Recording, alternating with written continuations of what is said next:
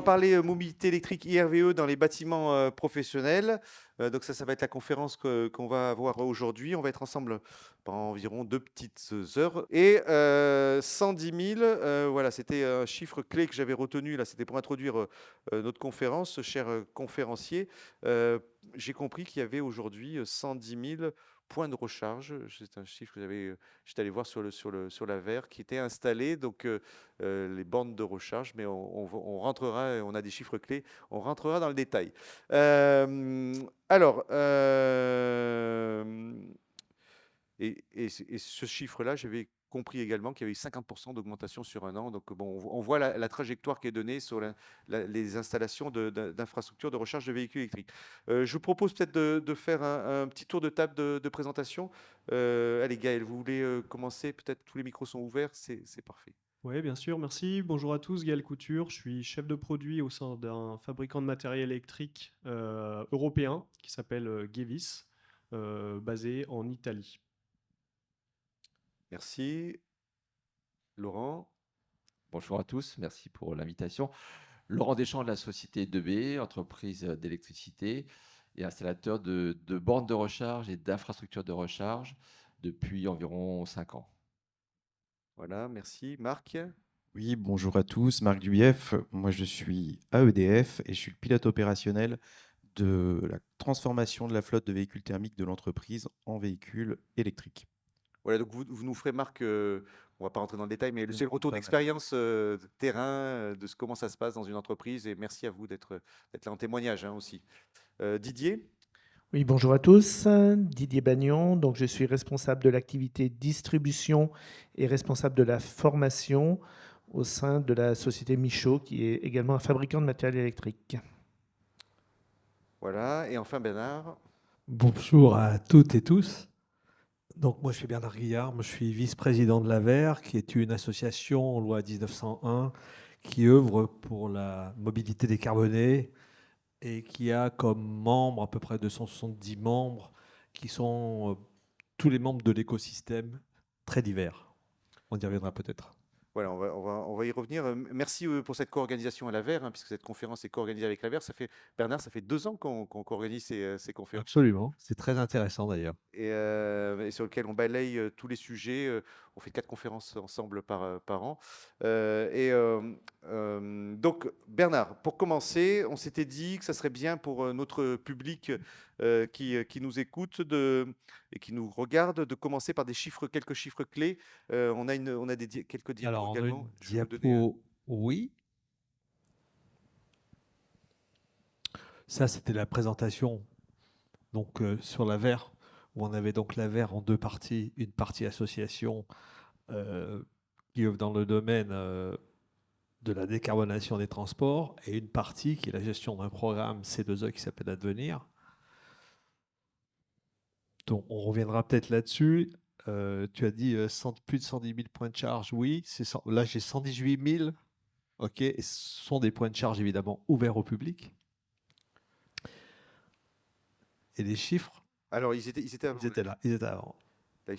Là, tu avances. Alors, Il faut reculer. Voilà, ils sont là. non. J'ai juste après. Ah non, c'est pas celui-là. Voilà. Voilà. Alors, 1,1 million, oui, le parc automobile, c'est 1,5 million. 1 million de véhicules 100% électriques. Ce qu'il faut savoir, c'est que dans les achats de véhicules, seulement 40% sont des véhicules, acheteurs de véhicules 100% électriques sont des personnes morales. Et que sur les 118 000 véhicules utilitaires électrifiés en circulation, 115 000 sont 100% électriques. Ce qui veut quand même dire que c'est une énorme proportion. Et de ce fait, le véhicule électrique est aussi adapté aux besoins utilitaires. Et puis, on a les 754 000 points de charge référencés, qui sont des chiffres qui nous ont été fournis par Enedis, qui est une approximation, mais qui doit être très, très proche de la réalité. Oui. Donc aujourd'hui, personne morale, ça veut dire que c'est surtout, il y a 40%, c'est des entreprises qui achètent des véhicules électriques. Oui, en fait, le particulier, 40% des cas, le particulier achète du véhicule neuf et dans plus de 60% des cas, un véhicule d'occasion. Donc tant que le marché de l'occasion ne sera pas développé, on aura du mal à avoir cette offre beaucoup plus globale pour éviter la fracture sociale qu'on pourrait avoir entre les gens qui peuvent se payer des véhicules neufs qui roulent en électrique et les autres qui roulent en thermique. À ce titre-là, dans une quinzaine de jours, l'AVER va sortir un baromètre qui va mesurer chaque trimestre le nombre de véhicules occasion électriques vendus, de façon à s'assurer et à montrer au pouvoir public que ce marché-là est important. Si on regarde sur j'imagine que vous connaissez les chiffres, si on regarde sur les véhicules électriques, ça représente quel pourcent du parc aujourd'hui Aujourd'hui, on est encore en dessous de 5%. Hein. 5% du parc, Ouais. et en termes de nombre de ventes, moi j'avais un chiffre en tête, c'était 20% des ventes, c'est des véhicules électriques On aujourd'hui. est un peu plus, on est un peu plus de 20%, oui. Ouais. On a eu un effet up and down avec la prime qui a été donnée au gouvernement pour avoir un véhicule électrique à 100 € par mois. Donc là, on a eu un stock qui a été fait et puis qui sont passés après en immatriculation. Donc quand on regarde les immatriculations, on a une espèce de creux qui est apparu. Mais en fait, oui, il y a plus de 20% tous les mois de véhicules immatriculés 100% électriques. Très bien. Alors sur les diapos, là, si on revient sur les diapos, s'il y avait d'autres choses à dire, je peux avancer même, parce que là c'est difficile de tenir la feuille avec... Voilà. Ah, bon, mais ça, c'est le type de guide qu'on produit. Donc, vous avez une version, pour vous montrer vraiment qu'ils existent. Moi, j'ai amené une version papier. Hein. Je sais pas si... Voilà. OK. Donc, on a des guides qui aident en fait tous les publics à savoir qu'est-ce qu'il faut faire quand on a une flotte de véhicules thermiques et qu'on veut passer à l'électrique. Qu'est-ce qu'il faut faire quand je suis dans un bâtiment et que je veux passer la flotte de mes collaborateurs, de mes commerciaux en véhicules électriques? Comment je m'y prends? Qu'est-ce que je regarde? Et donc, vous pouvez retrouver sur le site de l'AVER, à travers ces guides, les bonnes pratiques. Je vous ai mis aussi ici un pamphlet qu'on a fait sur le camion électrique, démêlons le vrai du faux. En fait, on s'aperçoit que sur le véhicule électrique léger, je dirais le coup est déjà parti. Donc on a déjà lancé la machine et la machine avance. Et là, les nouveautés, c'est que les camions arrivent. Et on a des demandes des gens qui utilisent des camions qui peuvent être des camions transport lourd, ce qu'on appelle transport lourd, qui commencent à se poser la question comment je dois parler à l'électrique, passer à l'électrique. Et on a aussi des fabricants de camions qui mettent sur le marché une gamme complète de camions électriques. Donc c'est un sujet qui démarre et qui pour nous aussi est très très important. Très bien. Merci Bernard là, pour cette introduction sur ces sujets. Donc là on avait dit Didier que pour donner, on fera un cadrage réglementaire auprès de notre public en termes des obligations, où est-ce qu'on en est pour les entreprises, à la fois dans le neuf et dans l'existant, hein, puisque les entreprises sont concernées par ces deux sujets. Tout à fait, Xavier. Ça me paraît effectivement intéressant de mettre le focus sur les obligations pour les entreprises qui nous écoutent. Juste avant, pour dire un tout petit mot sur Michaud, donc, je disais en introduction que nous sommes fabricants de matériel électrique. Nous sommes une entreprise implantée en région Auvergne-Rhône-Alpes, qui existe depuis plus de 70 ans. Et concernant les infrastructures de recharge de véhicules électriques, on a une offre qui se décline en 3 volets. Une offre produit sous la marque Parkelec, une offre de fournisseurs de compétences au travers d'un organisme de formation qui s'appelle Michaud Avenir, qui est spécialisé sur les infrastructures de recharge. Et enfin, une offre d'accompagnement des copropriétés et des entreprises sous la marque 100% Elec. Donc, il s'agit en particulier d'un réseau d'installateurs et de bureaux d'études que nous avons créé, dont nous avons un membre éminent ici, là, en la personne de Laurent Deschamps, Société DEBE. Donc, ces installateurs et ces bureaux d'études sont spécialisés d'une part dans la copropriété, mais pour beaucoup d'entre eux font aussi des infrastructures de recharge en entreprise. Donc, ils peuvent vous accompagner sur l'ensemble des projets. Voilà, juste pour le petit mot sur Michaud. Si on revient maintenant sur nos obligations, on va avoir 3 types d'obligations. Des obligations sur les parkings, des obligations sur les flottes de véhicules et également des incitations au travers de taxes que payent les entreprises sur les émissions de CO2 et de polluants atmosphériques. Concernant les parkings, tout d'abord, on va distinguer le neuf et l'existant.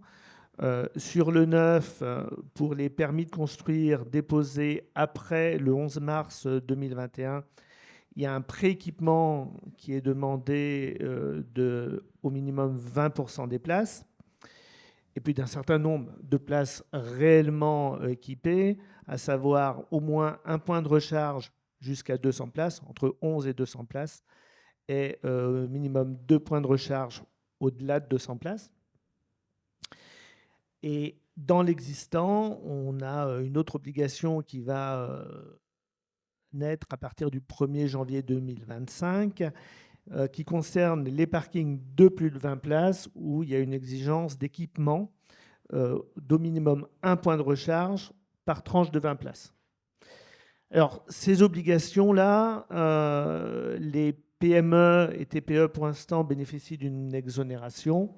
Bon, il faut savoir toutefois, on va le voir après, qu'il y a beaucoup d'autres éléments incitatifs et ça peut malgré tout servir de guide, quelle que soit la taille de l'entreprise. Ça veut dire que toutes les entreprises aujourd'hui ne sont pas soumises encore à cette C'est ça. obligation. Ça dépend de la taille de l'entreprise, mais elles vont toutes y arriver Complètement. finalement.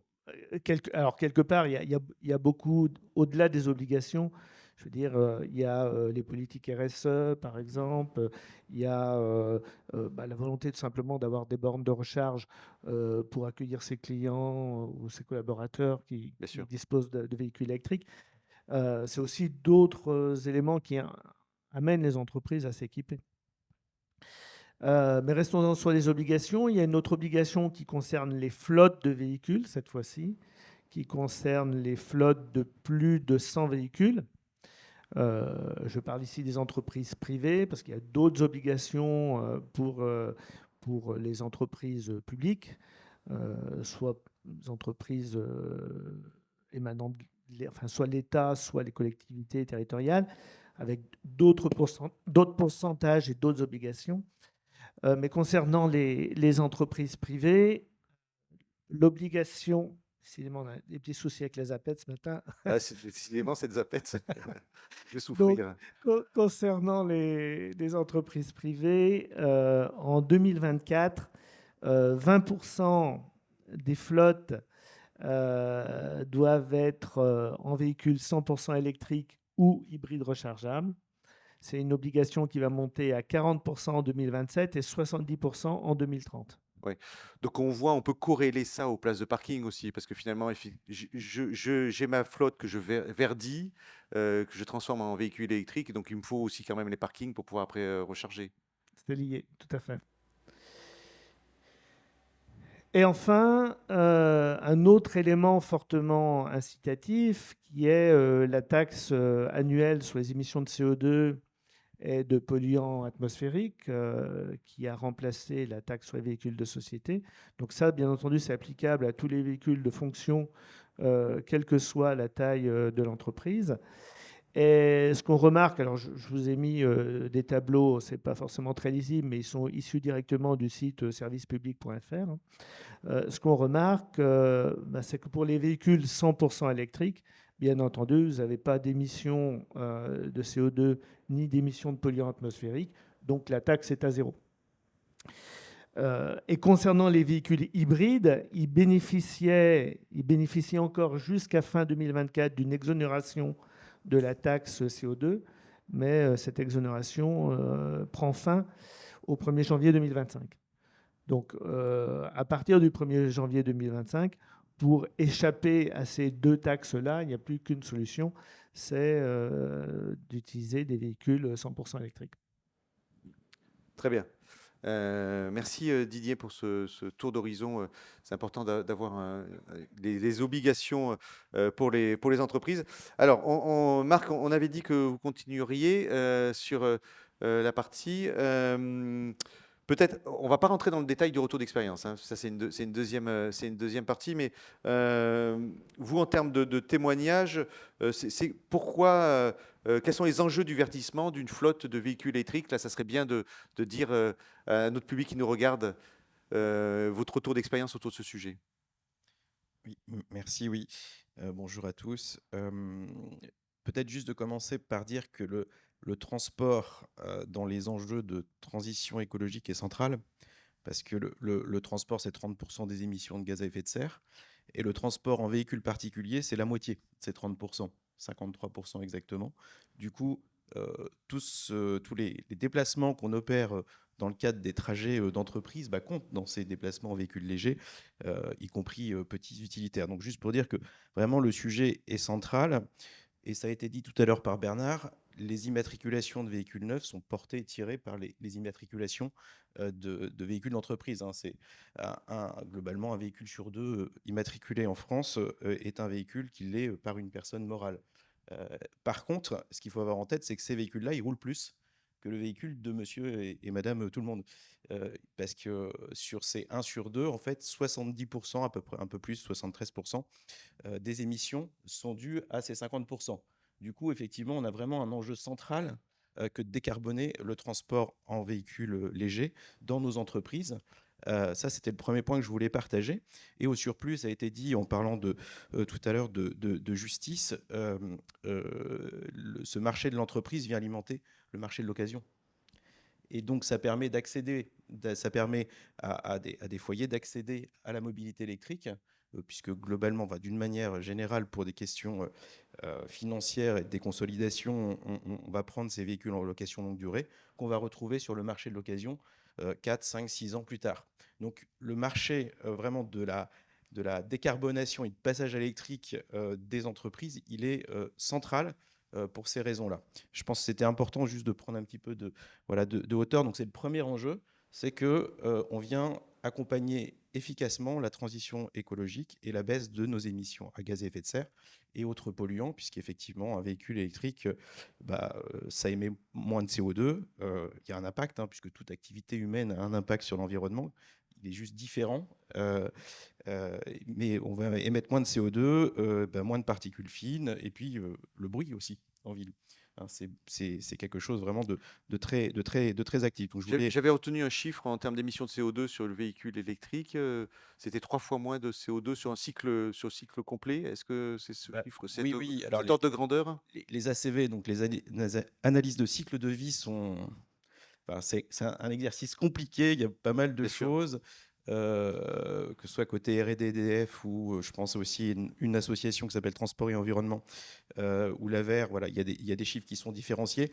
Ça va en fonction du lieu de production du véhicule, entre 20 000 et 50 000 km pour amortir le coût carbone lié à la production du véhicule.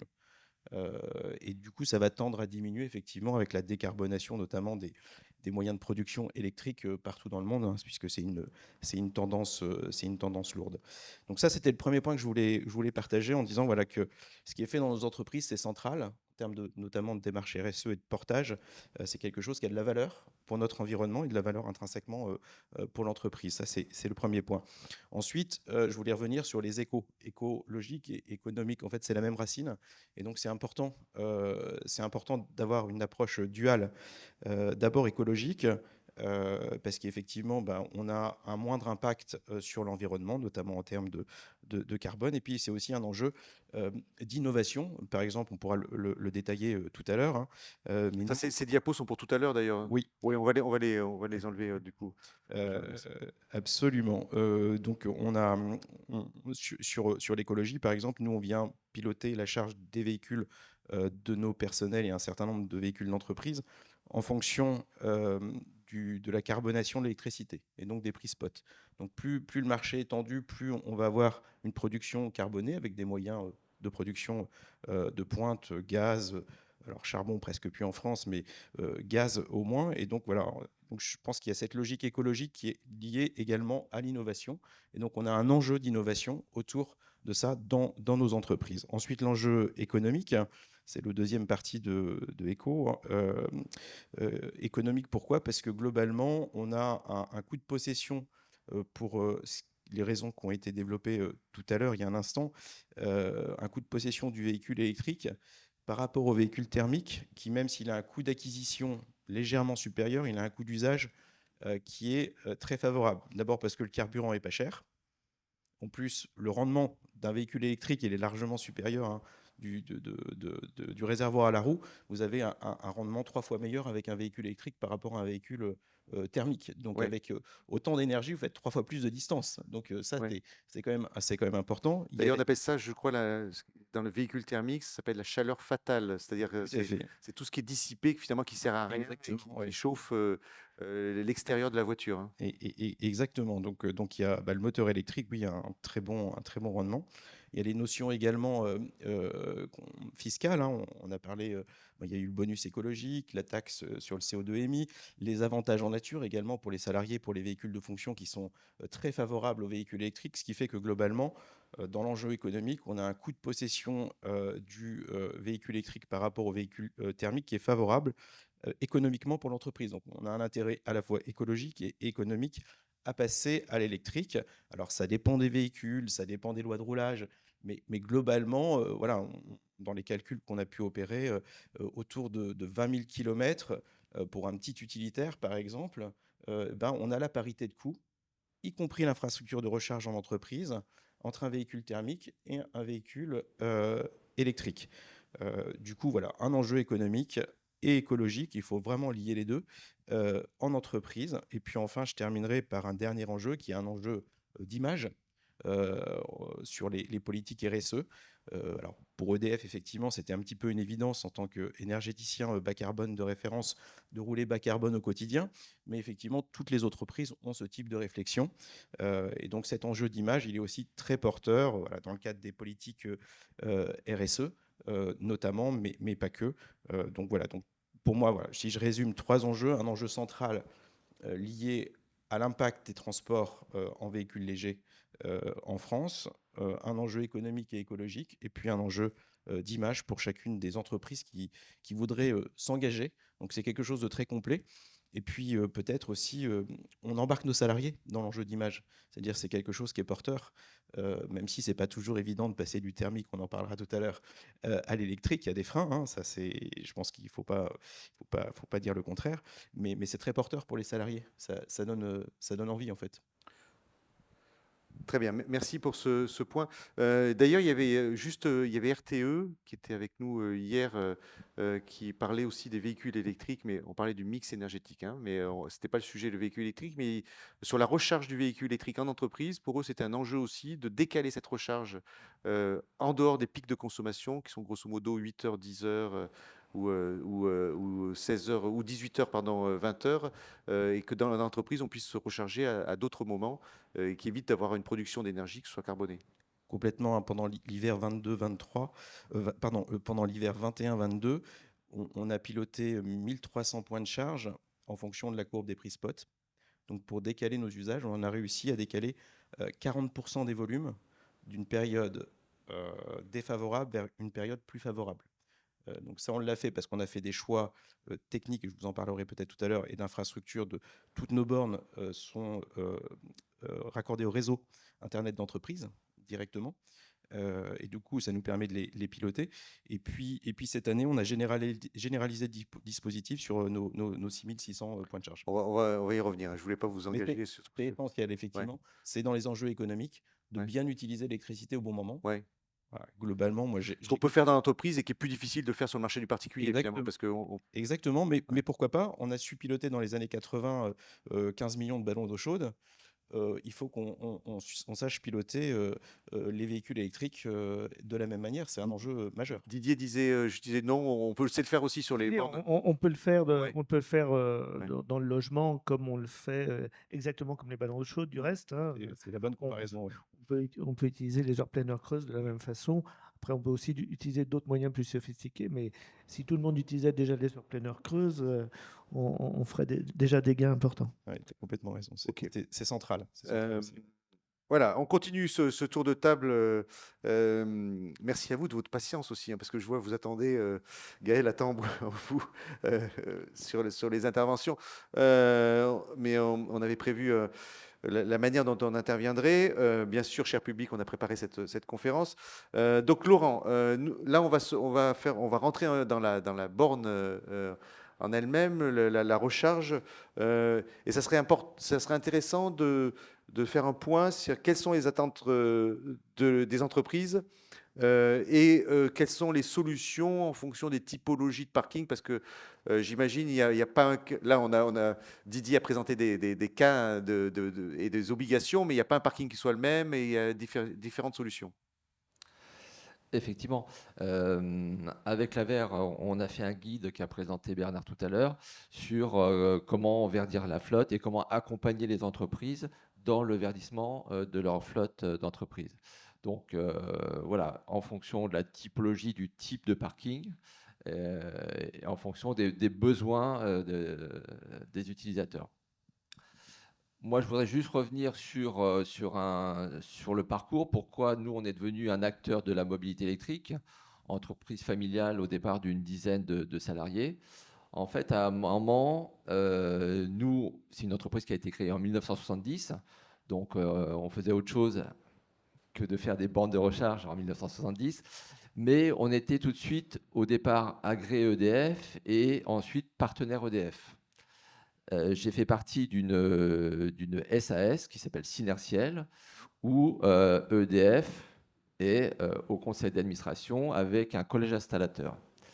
Je faisais partie de ce collège installateur au conseil d'administration, et donc en face de moi, j'avais Yannick Duport, qui était directeur marketing et qui est devenu ensuite directeur mobilité électrique d'EDF pour l'Europe, et s'est posé le problème de la recharge, d'abord chez les particuliers, ensuite en copropriété et ensuite dans les entreprises. Donc, on a posé sur la table des solutions pour ces différents marchés. Et avant d'attaquer le marché de l'entreprise, on est passé par différentes étapes qui concernent aussi indirectement les entreprises. Donc, on a commencé par les particuliers, ensuite la copropriété. On a trouvé une solution en collaboration avec Enedis, qui est le réseau électrique auto, sur lequel on intervient aussi avec Michaud. Et au départ, on a commencé à électrifier des copropriétés avant de passer sur les entreprises. Nous, comment ça s'est fait? Au départ, on a eu des galops d'essai. On a installé des infrastructures dans la copropriété du PDG d'EDF, Jean-Bernard Lévy, ensuite de Dominique Lagarde, directeur mobilité électrique Enedis, chez Sébastien Jumel, directeur d'Enedis. Donc voilà, on a expérimenté un certain nombre de process pour pouvoir industrialiser le réseau des collectivités, du collectif résidentiel. Et chemin faisant, quand on électrifie des parkings, on tombe aussi sur des PDG d'entreprise. Et un jour, donc, j'ai un appel d'un copropriétaire qui me dit moi, je viens de racheter FreshMile. Je dis, qui c'est ça? Et en fait, c'était le PDG de Rexel qui nous disait pourquoi on installe un système public alors que moi, j'ai dans mon escarcelle FreshMile, un opérateur de charge. Donc, je lui explique. Il me dit, bon, d'accord, on va installer le réseau électrique auto dans notre copropriété. Mais ça m'intéresse que vous veniez aussi dans mon entreprise pour électrifier nos parkings d'agence. Donc, voilà, petit à petit, on est intervenu dans les entreprises et on a une expertise maintenant aussi en entreprise pour pouvoir électrifier tout type de parking dans différentes configurations. L'entreprise, elle peut être... Vous nous dites s'il y a des diapos que vous voulez qu'on affiche. Non, pas tout de suite. c'était plutôt un petit historique d'abord. Et donc, sur la partie entreprise, effectivement, le parking, il peut être la propriété de l'entreprise.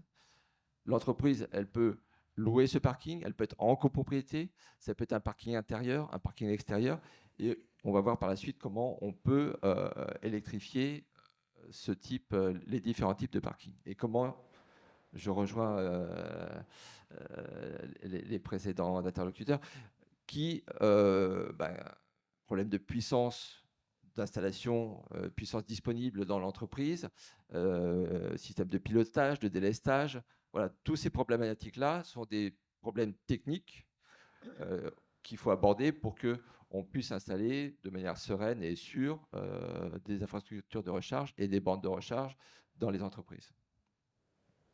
Très bien. Il y avait quelques diapos là sur... C'était juste une présentation des différentes typologies de parking en entreprise. Ok. Voilà, donc merci Laurent.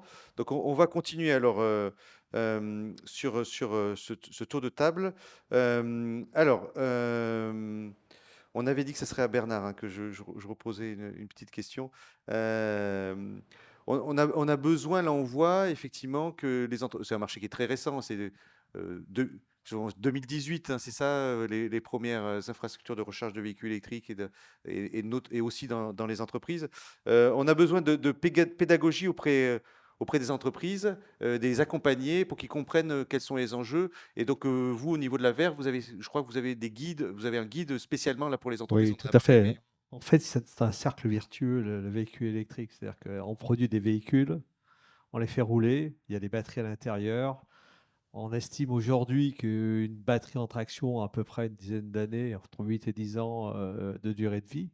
Et après, cette batterie pourra être réutilisée de manière stationnaire pour venir faire une réserve d'énergie quand on aura besoin. Ce qui permet de faire... j'ai entendu dernièrement dans une conférence un fabricant automobile bien connu qui disait « Mais moi, je ne vends plus un véhicule, je vends de l'énergie qui se déplace et qui est disponible quand on en a besoin. » Donc déjà, pour remettre un petit peu au centre du débat le véhicule électrique, au niveau des entreprises, le transport électrique, en fait, n'est qu'une demande de plus sur la demande qui ne cesse de croître d'énergie. Parce que les entreprises ont des data centers, il y a une demande globale d'électricité qui augmente, et la partie donc transport n'en est qu'une partie, transport des biens ou des personnes d'ailleurs. Donc de ce fait-là, il faut que les entreprises se posent des questions. On a parlé des parkings, on peut se poser aussi les questions, est-ce que les bornes vont être reliées au bâtiment ? Est-ce que je vais gérer l'énergie dont a besoin mon entreprise de manière tout à fait globale, de façon à optimiser les besoins et scaler les besoins de façon à ce que, je ne sais pas, le véhicule de secours, lui, il sera toujours chargé, il aura toujours une borne en pleine puissance. Et puis par contre, sur des utilisations où on sait que nos collaborateurs vont rester 8 heures au bureau, il n'y a pas forcément besoin d'avoir une puissance à tout moment sur cette borne-là. Donc on va pouvoir hiérarchiser, on va pouvoir organiser, et de ce fait-là, on va pouvoir diminuer la note électrique, ou diminuer l'augmentation. Quand je parle de notes, je parle de kilowatts, je ne parle pas d'euros. On va pouvoir diminuer et optimiser l'utilisation des kilowatts disponibles par rapport aux réelles utilisations de l'entreprise. Alors, on a fait différents guides. On va continuer à en faire. C'est un marché, comme tu l'as dit, qui est en pleine évolution. On a une norme qui s'appelle la 1518 qui va bien finir par apparaître un jour, un moment ou un autre. Ça fait 10 ans qu'on en parle. C'est quoi cette norme, juste pour... Alors, en gros, on va pas la détailler si elle n'est pas la sortie, communication optimisée entre la borne, le véhicule, l'énergie disponible, etc. Donc, on vient, on plug sa voiture, il sait exactement combien tu as sur ta carte bleue pour recharger et si l'énergie est disponible, etc. Enfin, je globalise un petit peu. Donc Bernard, ce que je comprends, ce que vous voulez dire, c'est que pour les entreprises, avant de commencer leur projet, on n'arrive pas en disant ah oui, je commande une borne et puis on va installer une borne. C'est-à-dire qu'il y a une réflexion globale à dire c'est quoi ma stratégie de mobilité. Le besoin, quel est le besoin dans le temps? Après, c'est quels moyens financiers j'ai pour réaliser ce projet? sur quelle technique je vais me baser. Il y a différentes options sur le marché. Ouais, donc il y a comme il y a un audit Il y a un vrai audit. Il y a un vrai initial. audit à faire, oui. Et qui, à mon avis, touche plus que la mobilité électrique. Qui est- L'audit global Ouais. de besoins en énergie de l'entreprise. Qui est-ce qui le réalise, cet audit? Qui peut le réaliser? Est-ce qu'il y a c'est des s'il faut aller l'entreprise, il faut le conseiller il y a d'aller des- voir un bureau Il y a d'études des bureaux d'études spécialisés, tout à fait, oui. qui va accompagner Ouais, oui, l'entreprise tout à fait. pour le. Tout à fait. Ok, merci. On va revenir, Bernard. Mais merci. Vous les installez. Il faut prendre le micro. Hein. Bureau d'études ou un installateur. Voilà, Ouais. nous, on a participé à la rédaction du document de l'AVER. Donc, on connaît la méthode, on est technicien, donc on sait aussi conseiller les entreprises. Ouais. J'ai une entreprise qui me dit, bah, moi, je veux des bornes 22 kg. Je dis, mais vous avez acheté quel véhicule? Et le véhicule, il pouvait charger qu'à 7. Ah, voilà, donc il ne faut pas faire n'importe quoi et on est là aussi pour accompagner les entreprises. Voilà, donc effectivement, les installateurs font ce travail-là également. Et Gaël, donc on arrive sur votre sujet, vous voyez, c'était travaillé. Et donc du coup, on peut se poser la question, il y a plusieurs solutions qui existent pour les entreprises, et donc il faut qu'elles choisissent les bornes en fonction du besoin qu'il y a, des coûts, des durées. Et j'aimerais que vous nous fassiez un retour sur ce sujet-là. Et également, quand on a travaillé là on s'est dit, il y a effectivement le matériel périphérique qu'il faut pas oublier, parce que cette borne, elle n'existe pas toute seule, elle est reliée à d'autres choses autour. Exactement. Le mot IRVE, infrastructure recharge véhicule électrique, porte bien son nom. On parle des bornes de recharge, mais on parle de toute l'infrastructure, à savoir le cheminement de câbles, les armoires, les alimentations, les protections, etc. Donc moi aujourd'hui, je vais vous reparler un peu de la partie borne de recharge, qui est le cœur du réacteur de l'IRVE. Avant ça, je vais vous faire trois petits rappels sur l'entreprise Gevis. Donc Gevis, c'est un fabricant européen d'équipements électriques qui est basé en Italie et qui compte maintenant plus de 2500 salariés à travers plus de 100 pays. Donc c'est un groupe actionnariat familial et on s'appuie sur une expertise de multispécialistes qui se traduit à travers plusieurs expertises, donc le cheminement de câbles, l'éclairage, mais aussi la distribution d'énergie et de connectique, qui est notre cœur d'activité historique. Et donc c'est tout naturellement qu'on s'est orienté depuis 2021 vers la fourniture de bornes de recharge véhicules électriques.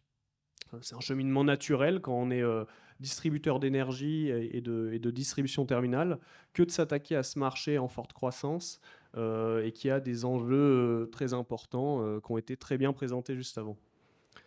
Donc, ce qui est important de rappeler, c'est qu'une borne de recharge, c'est avant tout la réponse à un besoin en temps de recharge. Donc, Bernard l'expliquait très bien tout à l'heure. On a des entreprises qui ont des typologies différentes, des parcs de véhicules différentes et des populations qui vont se recharger sur ces infrastructures recharge véhicules électriques qui sont différentes.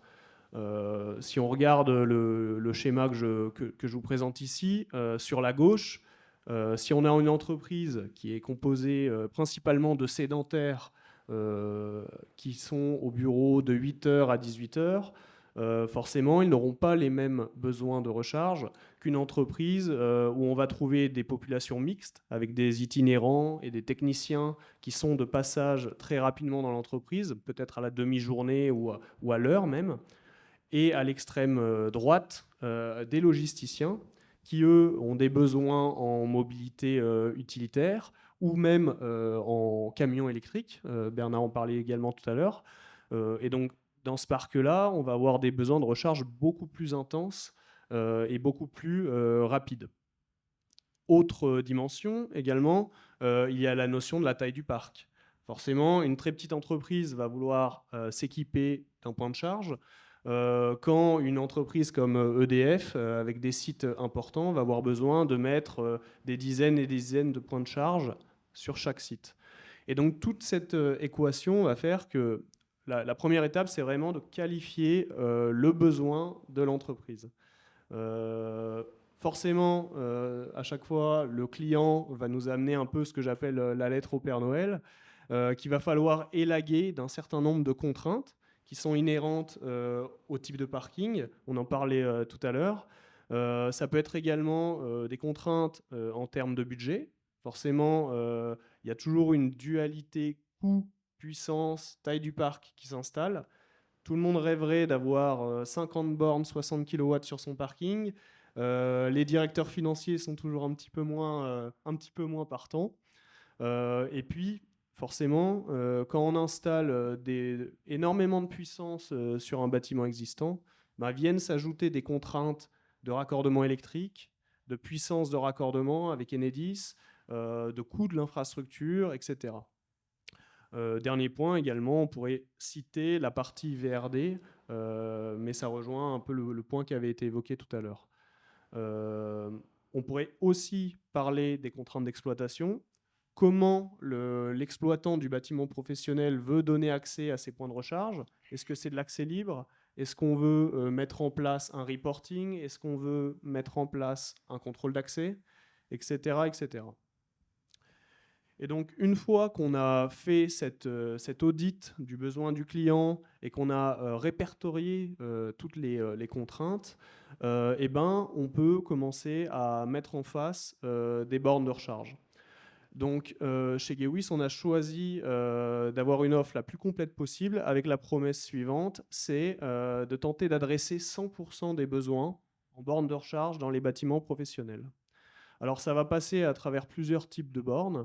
On a des bornes plutôt simples au point de charge, qui vont être des bornes lentes, de 7 à 22 kW. Un ordre d'idée qui est sur une 208 électrique, par exemple, qui est le véhicule le plus vendu en France, on va se situer sur une recharge autour de 5 heures. Ensuite, on a des bornes de recharge plutôt multibornes, donc à destination des parcs multibornes. Donc là, qui vont plutôt avoir vocation à s'agrémenter entre elles pour faire du smart charging. Je ne rentre pas trop dans le détail parce que je sais que Didier a un point là-dessus juste après. Et enfin, pour les besoins de recharge les plus exigeants, on va plutôt fournir des bornes de recharge courant continu, notamment à travers notre gamme iFast. Et donc là, on va pouvoir avoir des puissances de recharge qui vont de 30 à 180 kW. Toujours pour vous donner des petits chiffres pour aider à comprendre, là, on va être sur des recharges au niveau d'une 208 de l'ordre d'une demi-heure maximum. Forcément, en termes économiques et en termes de contraintes au niveau de la puissance, ce ne sont pas les mêmes. Tout à gauche, sur une petite borne, je donne des ordres de grandeur très approximatifs, mais on va être sur un coût autour de 1 000 euros. Sur la partie centrale, plutôt 5 000. Et puis sur la partie borne de recharge DC, on va plutôt parler de projets qui vont de 15 à 50, 60, 70 000 euros, quoi. Donc, ça, c'est sur le prix de la borne. Alors Ouais. là, je donne des ordres de grandeur Ouais, extrêmement ouais. approximatifs, parce que ça va dépendre de plein de choses, du nombre de bornes, de la solution qui est choisie, qui installe la borne, est-ce que c'est un installateur, est-ce que c'est la maintenance intégrée, est-ce que c'est un CPO qui exploite le Ouais. parc. Donc voilà, mais c'est pour vous donner des ordres de grandeur. On va du simple au triple, voire bien plus.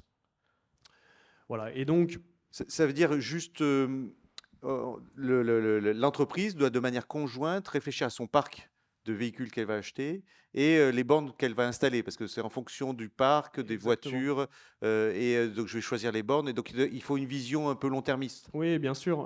Donc déjà, oui, il y a une vision long-termisme parce qu'il y a la notion de TCO qui intervient. Donc le but, c'est que l'entreprise... Alors TCO, pour donner... Total Cost of Ownership, mais je pense que EDF va en reparler Ouais. juste après, donc je ne vais pas rentrer dans les détails, mais il y a des logiques long terme, il y a des logiques financières, et comme on le disait tout à l'heure, il y a des limites au niveau du bâtiment, et il y a des limites au niveau des véhicules. Si l'entreprise s'équipe d'une flotte de véhicules 7 kW de puissance de recharge maximum, installer des bornes 22 kW n'aura aucun intérêt. Donc il y a toute cette équation à prendre en compte, et ça doit se faire conjointement selon les modèles, hein, mais entre l'exploitant du parc, l'installateur, le fabricant. pour être sûr qu'à la fin, on a une infrastructure robuste et qui s'intègre bien dans le bâtiment et au niveau des utilisateurs.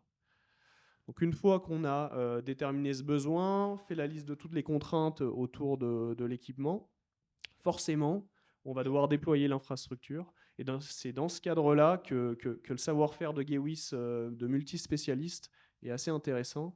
C'est qu'on va être capable d'accompagner les installateurs, les CPO, les entreprises au niveau du cheminement de câbles, c'est-à-dire comment on amène la puissance de manière fiable et robuste au niveau des bornes de recharge. On va avoir des contraintes diverses selon que l'infrastructure chemine en intérieur ou en extérieur. Enfin, toutes ces bornes, forcément, elles sont protégées électriquement, on protège les câbles. Et donc, on va devoir déployer sur le parking des armoires et des tableaux de distribution IRVE. Encore une fois, notre position de multispécialiste nous permet d'adresser ces besoins-là également. On a des protections, des disjoncteurs, des interrupteurs différentiels, des armoires qui permettent d'organiser tout ça. On pourrait également parler du cordon de recharge, qui peut être un point limitant au niveau de la recharge s'il est mal choisi. Encore une fois, on essaye de se recharger en 22 kW avec un cordon 7 kW, on ne pourra pas le faire. Donc, on parle vraiment d'écosystème. Enfin, 2 points sur lesquels le fabricant peut aussi aider, c'est au niveau de la maintenance et au niveau du support technique pendant la configuration, notamment quand il y a des supervisions. On sait que les opérateurs, les CPO et les installateurs sont très demandeurs de cet accompagnement-là, parce que selon les fabricants de bornes, on peut avoir des réactivités et des niveaux d'accompagnement assez différents. Et donc nous, chez Gewis, ce qu'on essaie de faire, c'est de construire vraiment des équipes techniques de proximité au plus proche des clients finaux, des installateurs, des CPO, et ce qui permet de fluidifier la mise en service de tous ces parcs. Dernier point, on pourrait également parler de la maintenance. La tenue en stock des pièces détachées est cruciale. On parle d'infrastructure, on parle de produits qui vont être utilisés tous les jours par des centaines d'utilisateurs. Et donc, il est important de fournir à l'exploitant du parc, que ce soit le client final, le CPO ou l'installateur, des pièces de rechange dans la durée pour qu'il puisse intervenir sur ces différentes opérations de maintenance. Il y avait aussi, quand on a parlé hier, je vous fais un petit aparté, vous avez fini sur vos diapos? Ouais. Il y avait aussi sur un petit aparté, on parlait des sites classés hier. Là, on parlait d'énergie. Et je crois qu'il y avait des contraintes, on nous faisait part qu'il y avait des contraintes aussi sur l'installation des infrastructures de recharge de véhicules électriques sur des sites classés, sur lesquels les commissions de sécurité aussi pouvaient avoir un regard aussi. Alors, je ne suis pas expert du sujet, donc je ne vais pas trop me prononcer, mais effectivement, il peut y avoir des contraintes qui vont assez loin. On parle des sites classés, on pourrait parler des sites type les Jeux Olympiques, où on va avoir des contraintes fortes en matière de sécurité et d'accessibilité. Donc voilà, il y a à terme, tous les bâtiments professionnels devront être équipés en bornes de recharge. Et la diversité des bâtiments et des opérations des différents clients amèneront énormément de contraintes. Merci à vous, Gaël. On va revenir vers vous tout à l'heure. Didier, donc on voit effectivement l'entreprise commence à installer, c'est ce que vient de décrire Gaël. J'ai bien compris, on fait un audit, on a un projet, on a une vision globale à la fois de son parc de véhicules et des infrastructures qu'on va installer. On installe et puis après, bon, la vie de l'entreprise, chemin faisant, fait que il faut prévoir quand même des infrastructures qui sont évolutives. Ça, c'est la première question. Et comment est-ce qu'on fait en sorte de manière à ce qu'on prévoit ça? C'est quoi les solutions? Et puis deuxième chose, c'est comment est-ce qu'on branche cette logique de pilotage énergétique sur les bornes? Oui, tout à fait. Donc, pour répondre à cette question, je vais vous présenter un petit peu notre offre. Alors, jusqu'à présent, l'expertise de Michaud concernait principalement le résidentiel collectif. Nous allons lancer prochainement une offre d'infrastructure de recharge pour les bâtiments professionnels, particulièrement orientée sur la PME.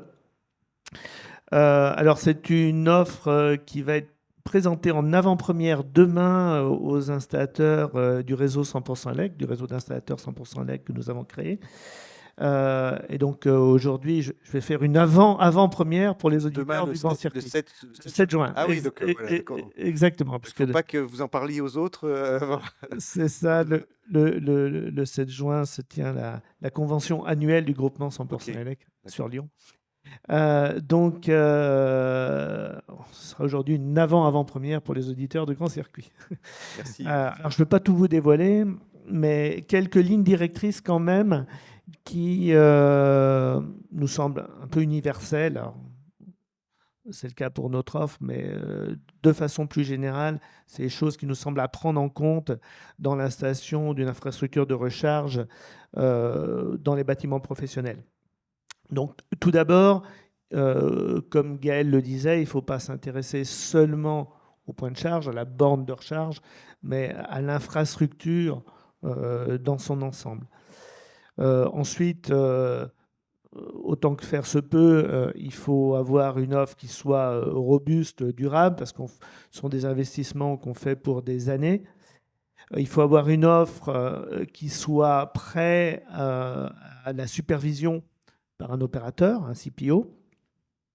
Et il faut pouvoir s'intéresser à toute typologie de parking, qu'il s'agisse de parking intérieur, de parking extérieur, de parking en pleine propriété, lorsque l'entreprise est totalement propriétaire de son site, ou bien de parking partagé. Lorsque, par exemple, dans un immeuble, on va avoir plusieurs entreprises qui vont cohabiter au sein du même parking. Donc l'offre que nous avons développée, alors pour ceux qui connaissent notre offre résidentielle, vous allez retrouver un petit air de famille.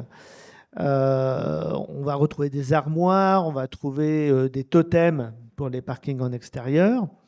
Alors, on va notamment avoir cette fois-ci des armoires et des totems qui disposent d'un double point de charge, un de chaque côté, pour éviter d'avoir à multiplier le nombre d'armoires ou de totems.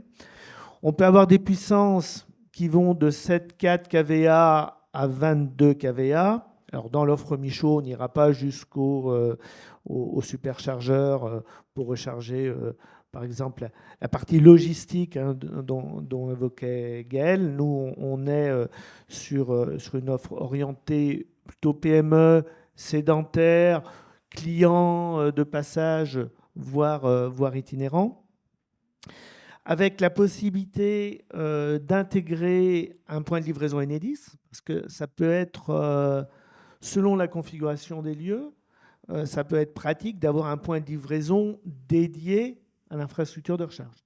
Et vous avez deux possibilités schématiquement. Soit vous raccordez votre infrastructure de recharge sur l'installation électrique de votre site, soit si vous avez un parking par exemple un peu excentré ou proche de la rue, pour lequel il est difficile de faire une liaison avec votre site, il est possible d'avoir un point de livraison dédié pour votre parking. Et dans ce cadre-là, on va avoir des armoires de tête ou des totems de tête qui intègrent un point de livraison Enedis. Et puis on a réfléchi aussi sur des solutions extérieures qui minimisent les travaux de VRD, parce qu'il n'est pas toujours possible de faire des tranchées, par exemple. Donc là, il faut trouver d'autres solutions. Et on a travaillé sur des solutions pour le résidentiel collectif, et on est en train de les transposer également dans une application tertiaire. Je voulais aussi faire un petit point sur l'opportunité de la colonne horizontale, notamment dans les immeubles dits mixtes, qui comportent à la fois des logements et du tertiaire. Pour peu qu'il y ait au moins 50% de logements, il est possible de déployer une colonne horizontale, également appelée le réseau électrique auto par Enedis. Et dans ce cadre-là, on va pouvoir avoir, par exemple, pour les entreprises, une grappe de points de charge avec un point de livraison, souvent de 36 kVA, qui va lui-même pouvoir ensuite alimenter plusieurs points de charge que j'appellerais satellites. Une armoire de tête et des armoires satellites derrière. Et j'en viens à l'idée du pilotage. Donc ça a été très bien évoqué tout à l'heure, de façon à limiter les pics de consommation, en particulier au niveau des horaires où tout le monde va spontanément vouloir se raccorder.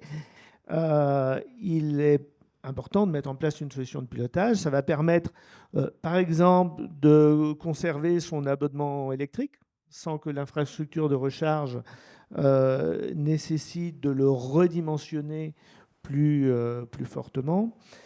Alors, notre offre va donner la possibilité de disposer de plusieurs modes de pilotage, soit, comme ça a pu être évoqué tout à l'heure, par un raccordement à Internet, mais soit aussi de façon locale. Si on ne dispose pas d'une connexion Internet sur le parking, c'est pas toujours facile. On va pouvoir mettre en place un pilotage local.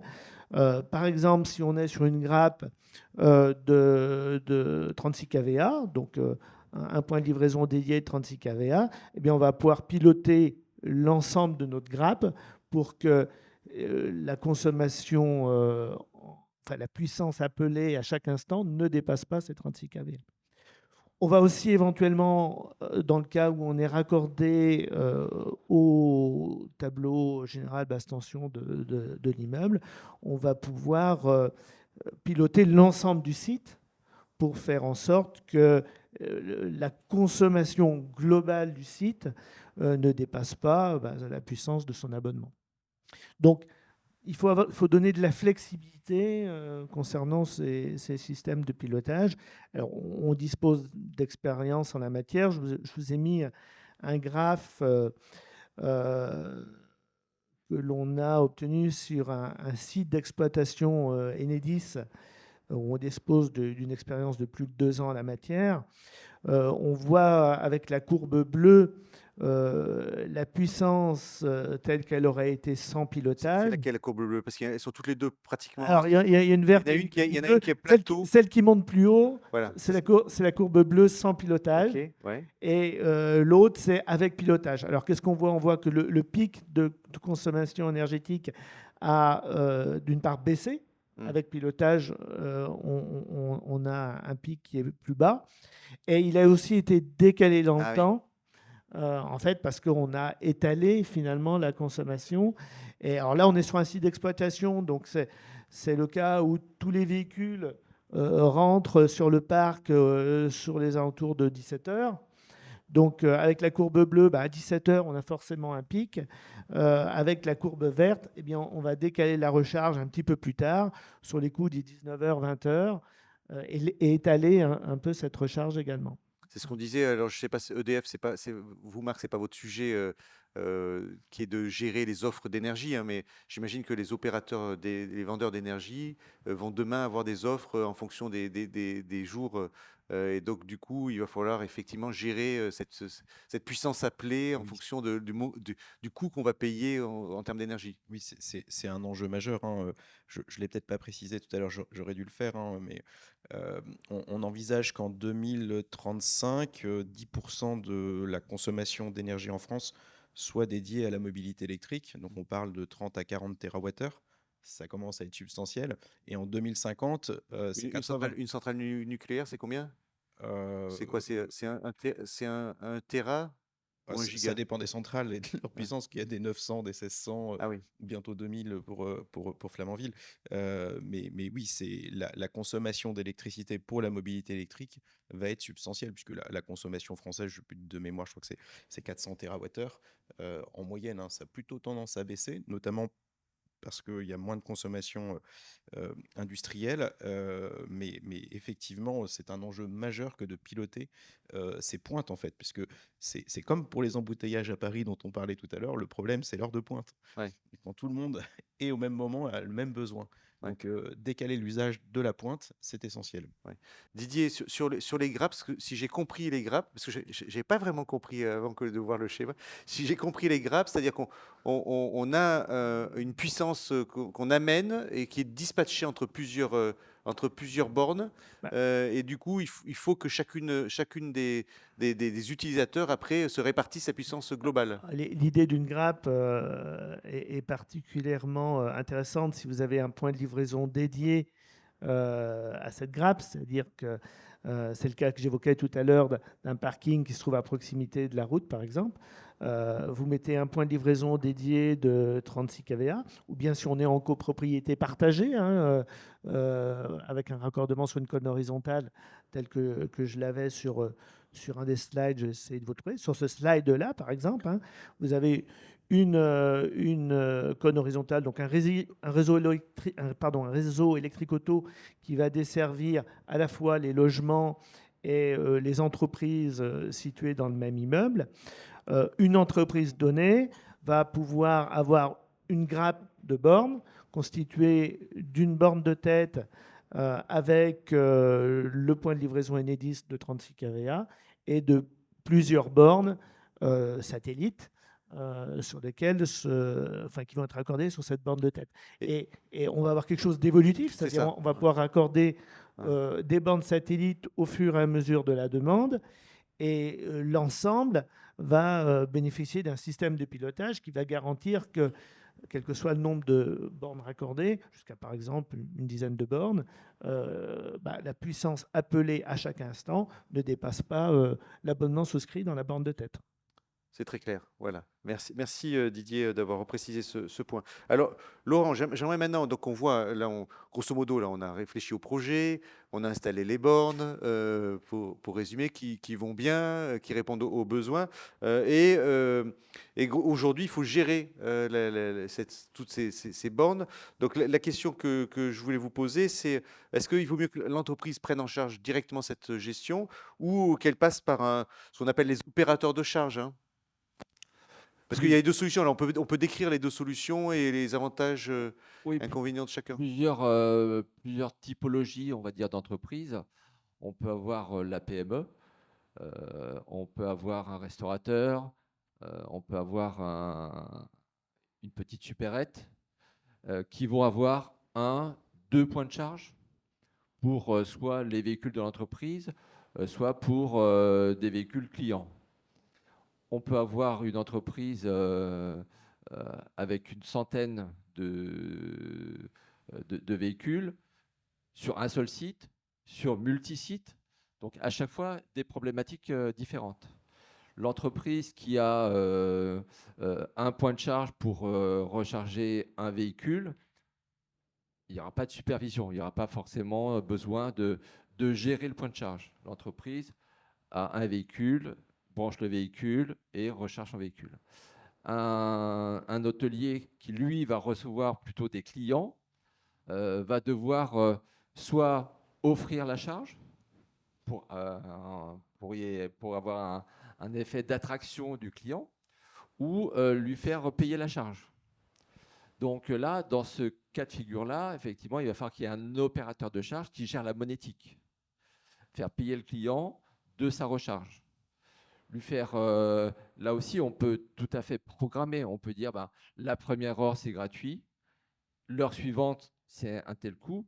Et si la voiture elle devient une voiture ventouse, il y a des pénalités. Enfin, on lui fait payer vraiment plus cher le fait d'utiliser le point de charge. Donc là aussi, il y a de la programmation et de l'adaptation au type de parking, au type de charge qu'on veut utiliser. Donc là, il peut y avoir effectivement un opérateur de charge qui va lui gérer la partie monétique. Quand c'est sa flotte d'entreprise multi-site, là, c'est ses propres véhicules qui sont répartis sur toute la France, mais on n'a pas besoin de monétique. Par contre, on peut avoir besoin de superviser, savoir le taux d'utilisation des bornes, qui les utilise, à quel endroit. Donc là, c'est une supervision. C'est quelque chose qui va pouvoir être géré par quelqu'un dans l'entreprise ou par une entreprise qui supervise l'ensemble des points de charge. Est-ce qu'il y a des pannes? Est-ce qu'il y a une maintenance qui est programmée? Donc là, il y a aussi un choix à faire pour l'entreprise. Et donc, il y a un accompagnement de l'entreprise pour déterminer à chaque besoin la solution adaptée. Bernard, il y avait aussi, on voit, c'est un argument aussi pour les entreprises. Là, Laurent en parle, c'est-à-dire un hôtelier. Aujourd'hui, il faut offrir à ses clients des points de charge parce que sinon, on va chez le concurrent, hein. On va à l'hôtel d'à côté, au restaurant d'à côté pour charger. Oui. Est-ce que vous avez constaté ça? Est-ce que vous avez des demandes autour de ces sujets? Alors, on a des demandes, parce que comme il y a de plus en plus de véhicules électriques, de gens qui se déplacent, quand quelqu'un avec un véhicule électrique arrive dans un hôtel, par exemple, et qui ne veut pas recharger, on estime qu'il est en transit, ça peut lui créer un problème. Donc là, non seulement c'est attractif, mais ça correspond à un réel besoin. Donc il faut que la personne, pendant la nuit, puisse brancher sa voiture pour aller à l'étape suivante. On peut dire, Laurent, que dès lors qu'on ouvre sa recharge aussi à l'extérieur, c'est compliqué de le faire sans un opérateur de recharge. Voilà, dès qu'il va y avoir de la monétique, dès qu'il va y avoir de la revente, de l'utilisation ou de la gestion électrique, là, il y a un opérateur de charge qui va s'occuper de gérer toute cette partie-là. Et donc, les installateurs, si j'ai bien compris, aujourd'hui, finalement, c'est un nouveau métier. Avant, on avait l'installateur électricien qui, il arrivait, il installait la solution. Là, je parle pour vous tous, hein. Et puis, à la fois, il faisait un peu moins l'étude en amont. Bon, quoique, hein, il faisait des études sur l'installation électrique. Mais en tout cas, moins la supervision en aval. Aujourd'hui, c'est devenu... voilà, vous êtes sur toute la chaîne. Ça enrichit le métier. Donc, pour nous, pour nos salariés, ça a été de la formation et aussi des profils un peu différents en fonction du type de borne. Installer une borne chez un particulier, c'est assez simple, ça reste un métier d'électricien de base. Installer une borne de recharge avec de la communication, avec de la gestion, de la supervision, ça fait appel à des métiers de communication, de programmation. Ouais, donc c'est plus les... Plus des techniciens. Et puis on en parlait parce qu'on s'est vu il y a quelques jours. On se disait aujourd'hui aussi, le métier encore évolue. On peut en parler parce que ça fait partie aussi du sujet. C'est qu'aujourd'hui, avec le PV, le photovoltaïque, sur lequel il y a ses obligations sur les parkings d'installer des PV, c'est-à-dire que les installateurs aussi évoluent parce qu'ils doivent brancher le PV sur l'infrastructure. Voilà, c'était la conférence de mardi où la formation des électriciens évolue aussi. On est compétent dans un domaine électrique. Bon, là, pour les qualifications sur la partie recharge, c'est des qualifications IRVE. Sur le photovoltaïque, on va avoir des qualifications PV pour pouvoir associer à la fois le photovoltaïque et la recharge du véhicule électrique. Donc, effectivement, ça enrichit notre savoir-faire, ça enrichit le métier et ça renouvelle aussi l'intérêt pour nos salariés de différents métiers.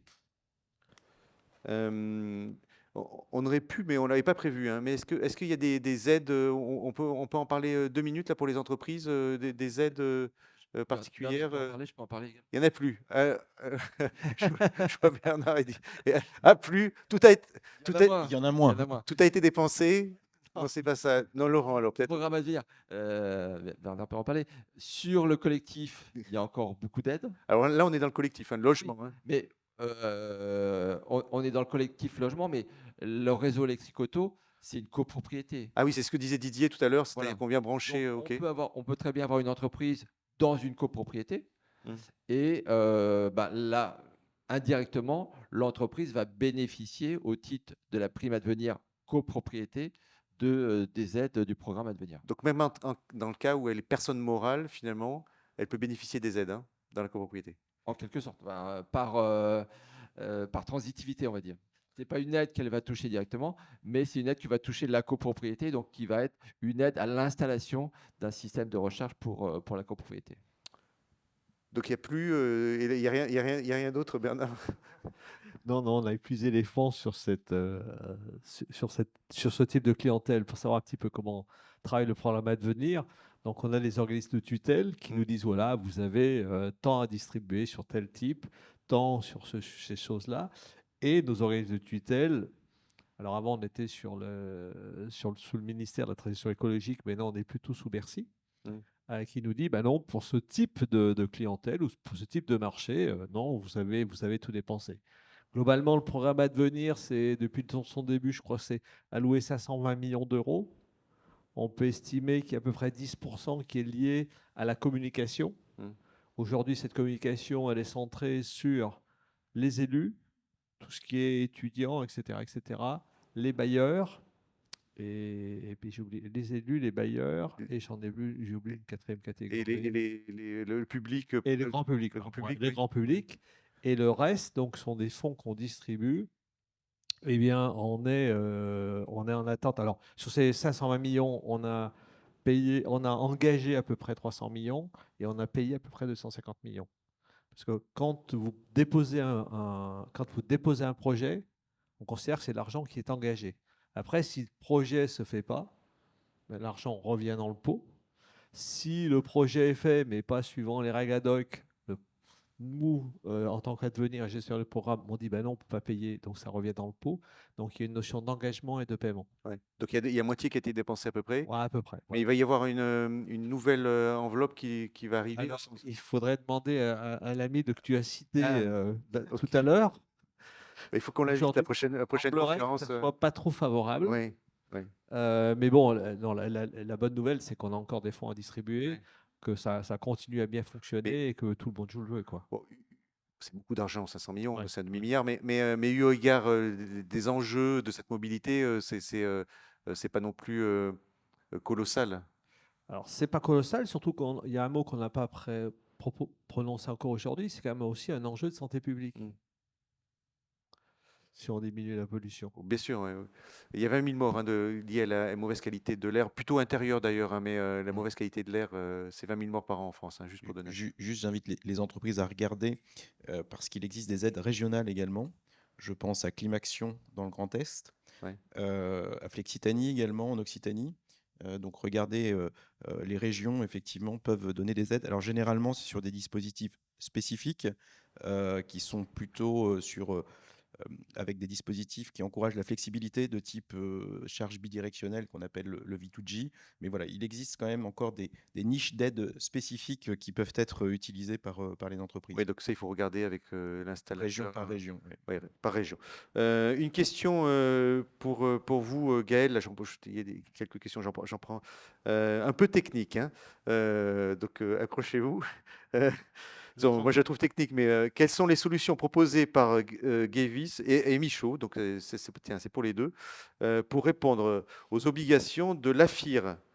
Alors, l'acronyme Alternative Fuel Infrastructure Regulation, qui est entré en application depuis le 13 avril 2024 pour les bornes ouvertes au public. Alors là, on parle des bornes ouvertes au public. Il y a des obligations. Est-ce que c'est quelque chose que vous connaissez ou pas? Moi, je vais botter en touche parce que nous ne faisons pas de borne ouverte au public. Ah ben voilà, donc ça c'est au moins Je vais laisser Gaël sauvé par... Si je ne me trompe pas, cette réglementation s'applique pour les points de recharge ouverts au public de plus de 50 kW. Et principalement, ce qui est demandé par cette réglementation, c'est de donner à disposition des utilisateurs une solution de paiement direct sur chaque borne. Donc chez Gewis, ça se traduit par une chose toute simple, c'est qu'on a la possibilité de mettre à disposition sur la borne d'un terminal de paiement. Et donc l'opérateur, l'exploitant qui va opérer l'infrastructure de recharge véhicule électrique va donner à l'électromobiliste la possibilité de payer directement par le terminal de paiement qu'on retrouve habituellement. Sans passer par un abonnement chez un opérateur ou un site d'un opérateur. Quand il y a du paiement, il y aura forcément une supervision pour gérer toutes les opérations d'autorisation bancaire, forcément, vérifier que l'utilisateur a le droit de lancer la recharge, mais également pour gérer toutes les opérations de facturation. Ce qu'on disait tout à l'heure avec Laurent, hein, c'est que un opérateur de supervision, il va surtout permettre à l'exploitant de ne pas avoir à gérer la relance des paiements, la facturation, etc. hein. C'est quand même une notion importante. Et donc, cette réglementation AFIR, elle est surtout là, en fait, pour favoriser le déploiement de la borne de recharge publique.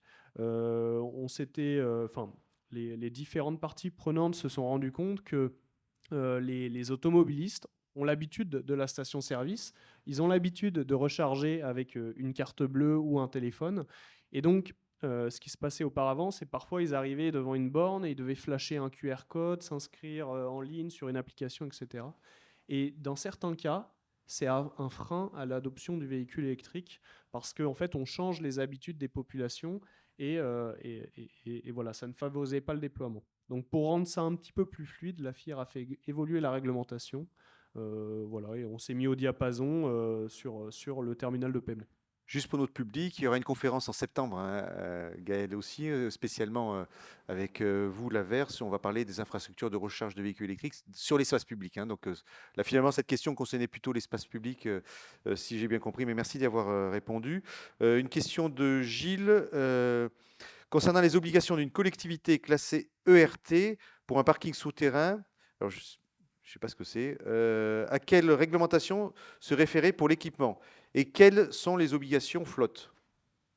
Ça vous dit quelque chose? Établissement recevant des travailleurs. Ah, des ERT. travailleurs. Donc moi, je connais ERP, ERT. Ok.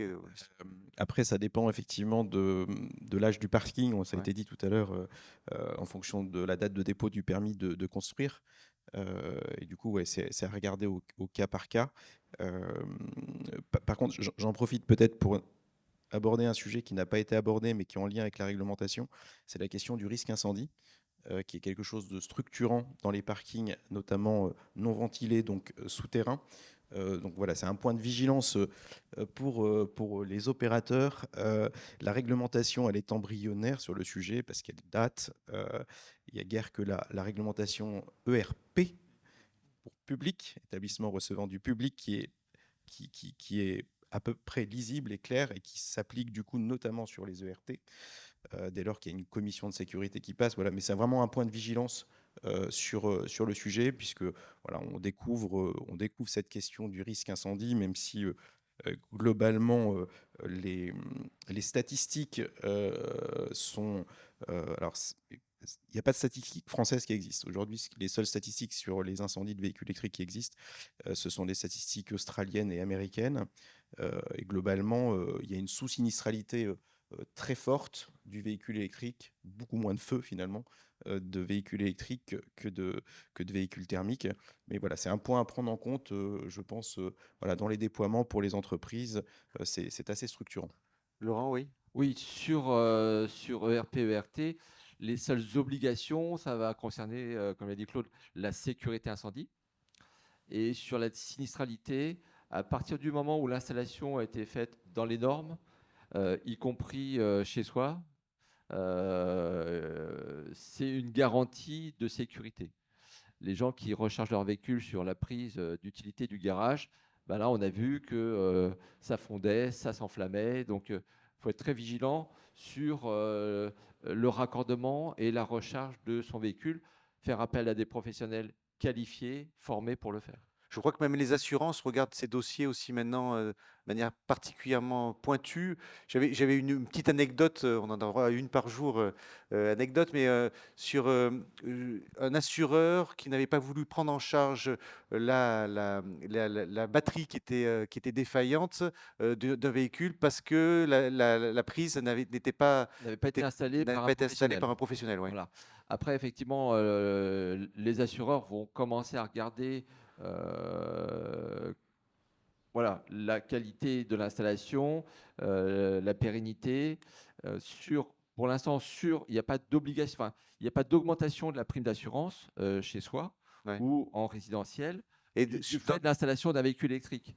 Ouais. Maintenant, s'il y a un sinistre et que l'assureur s'aperçoit que l'installation n'a pas été réalisée par un professionnel, je pense que là, il va commencer à regarder de plus près. Marc, vous avez le micro, vous avez commencé tout à l'heure à parler de votre retour d'expérience, mais on va rentrer dans le vif du sujet. Parce que vous êtes en charge effectivement de l'électrification de la flotte au sein de l'entreprise EDF. Et donc peut-être, ça serait bien, là vous avez des diapos, hein, je crois, on va les projeter maintenant. Ça serait bien de nous faire ce retour d'expérience, parce que effectivement, quand on en avait discuté, bon, il y avait plein d'enjeux, c'est ceux dont on a parlé, hein, quelque part. Je vous laisse le détailler alors. Oui, absolument. Juste nous, on a signé l'engagement Ivy100 en 2017. C'était Jean-Bernard Lévy, le président d'EDF, qui l'a souhaité alors. Et on a structuré le projet sur l'année, c'était en décembre 2017-2018. Et puis, on a commencé les premières réalisations en 2019. Peut-être ce que je peux vous dire, donc ça affiche à l'écran là où on en est, hein. Donc 6600 points de charge en service, on a à peu près 150 sites équipés. Il nous en reste au moins autant équipés, si ce n'est plus, notamment avec tous les sites hydrauliques. Vous voyez la croissance d'une année sur l'autre, hein, 80% de croissance sur les sessions de charge, et on a délivré 5,2 millions de kilowattheures qu'on pourrait traduire également en kilomètres, hein. Ça serait intéressant de le faire. Donc c'est juste pour dire qu'effectivement, voilà, c'est possible de convertir une flotte, ça prend du temps et ça nécessite de l'anticipation. Peut-être de dire également que se lancer dans un tel projet, c'est un double projet en fait. C'est un projet à la fois d'infrastructure, on a abordé le sujet, on va construire des postes de transformation, on va faire du VRD, on va planter des bornes. Voilà, c'est un projet d'infrastructure. Sur l'infrastructure, je me permets d'insister sur le sujet parce qu'on a fait un choix, nous, au départ, qui était de raccorder à Internet l'ensemble de nos bornes, donc à l'Internet d'entreprise. Donc ça a donné lieu d'ailleurs à une innovation interne de ce qu'on appelle le machine-to-machine. Et on ne le regrette pas. C'était un investissement au départ, ça coûte un petit peu plus cher, mais pour faire ce qu'on va faire demain avec les bornes de recharge, notamment tout ce qui est flexibilité, on en parlera dans un instant, c'était vraiment un choix structure. Donc un projet d'infrastructure, ayant en tête que c'est un peu comme pour les pistes cyclables, l'infrastructure qui crée l'usage. Donc nous, on a décidé de dimensionner les infrastructures sur nos sites pour l'utilisation cible. C'est-à-dire qu'effectivement, si vous passez sur certains sites, il y a des bornes qui sont libres, mais c'est fait exprès parce qu'effectivement, sur 4 à 5 ans, les bornes, elles vont servir de plus en plus. Et typiquement, l'installation, la première qu'on a faite sur la centrale nucléaire du Bugey, en Rhône-Alpes, il y a 280 points de charge, elle est saturée. Aujourd'hui, il faut qu'on y revienne 5 ans plus tard, c'était en 2019, il faut qu'on rajoute des points de charge parce que l'infrastructure crée l'usage. Et je fais souvent effectivement la comparaison avec les pistes cyclables. Les gens disent ouais, les pistes cyclables elles sont vides. Ben oui, mais s'il n'y a pas les pistes cyclables, il n'y a pas les cyclistes. On parlait tout à l'heure du vélo, mais c'est important de rouler dans des bonnes conditions. Donc un projet d'infrastructure et un projet de conduite du changement, ça s'accompagne. Et c'est vraiment essentiel de ne pas manquer ce maillon, d'accompagner les salariés à la mobilité électrique parce que pour certains, c'est un gros changement. Alors au départ, c'est assez facile puisqu'on a des early adopters, des gens qui sont partants, et on s'appuie sur eux d'ailleurs pour accompagner les transformations dans les équipes de travail. Et puis après, on rentre dans le dur, donc de collaborateurs qui n'ont pas envie de passer à l'électrique parce qu'ils trouvent que c'est une contrainte.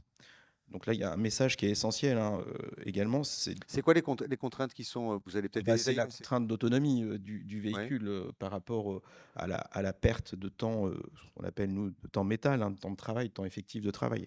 Et donc effectivement, ça c'est des freins qui sont réels.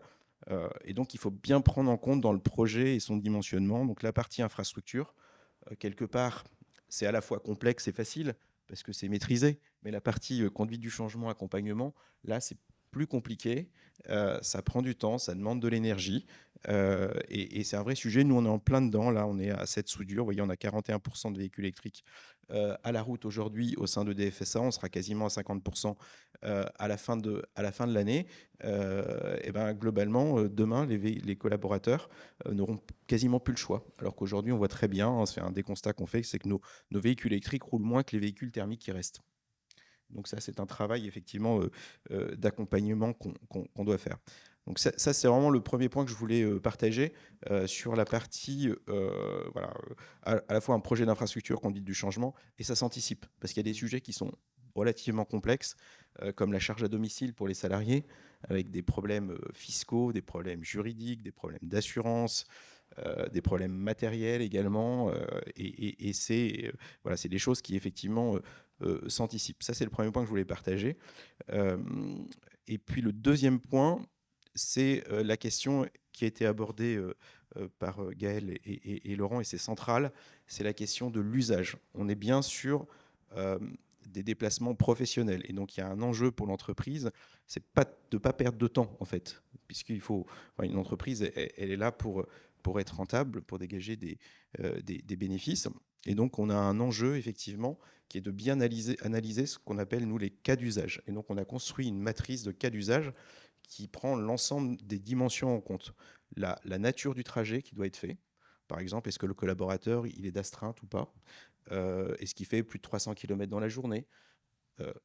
Donc la nature du trajet, le type de véhicule et le réseau de charge qui va être disponible à proximité, en voirie et sur le site de travail. Et à partir de ça, on a construit dans des logiques de bassin de déplacement une stratégie de déploiement des bornes.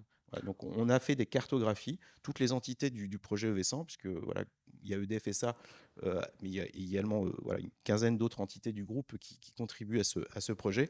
Donc on est rentré vraiment dans cette logique par le besoin de déplacement qu'on a appelé les cas d'usage. Est-ce qu'on peut imaginer, c'est intéressant, c'est-à-dire qu'on peut imaginer, tout est intéressant, mais ce point-là, c'est-à-dire de revoir la mobilité, parce que là, on parle de mobilité au sein de l'entreprise, donc on peut imaginer qu'il y a une nouvelle carte de mobilité dans l'entreprise qui est remise en place. Alors là, je pousse un peu le bouchon parce qu'on parlait vélo, mais je dis, tiens, il y en a certains qui se déplacent, on s'aperçoit qu'ils font pas trop de kilomètres, et donc le vélo électrique peut être adapté.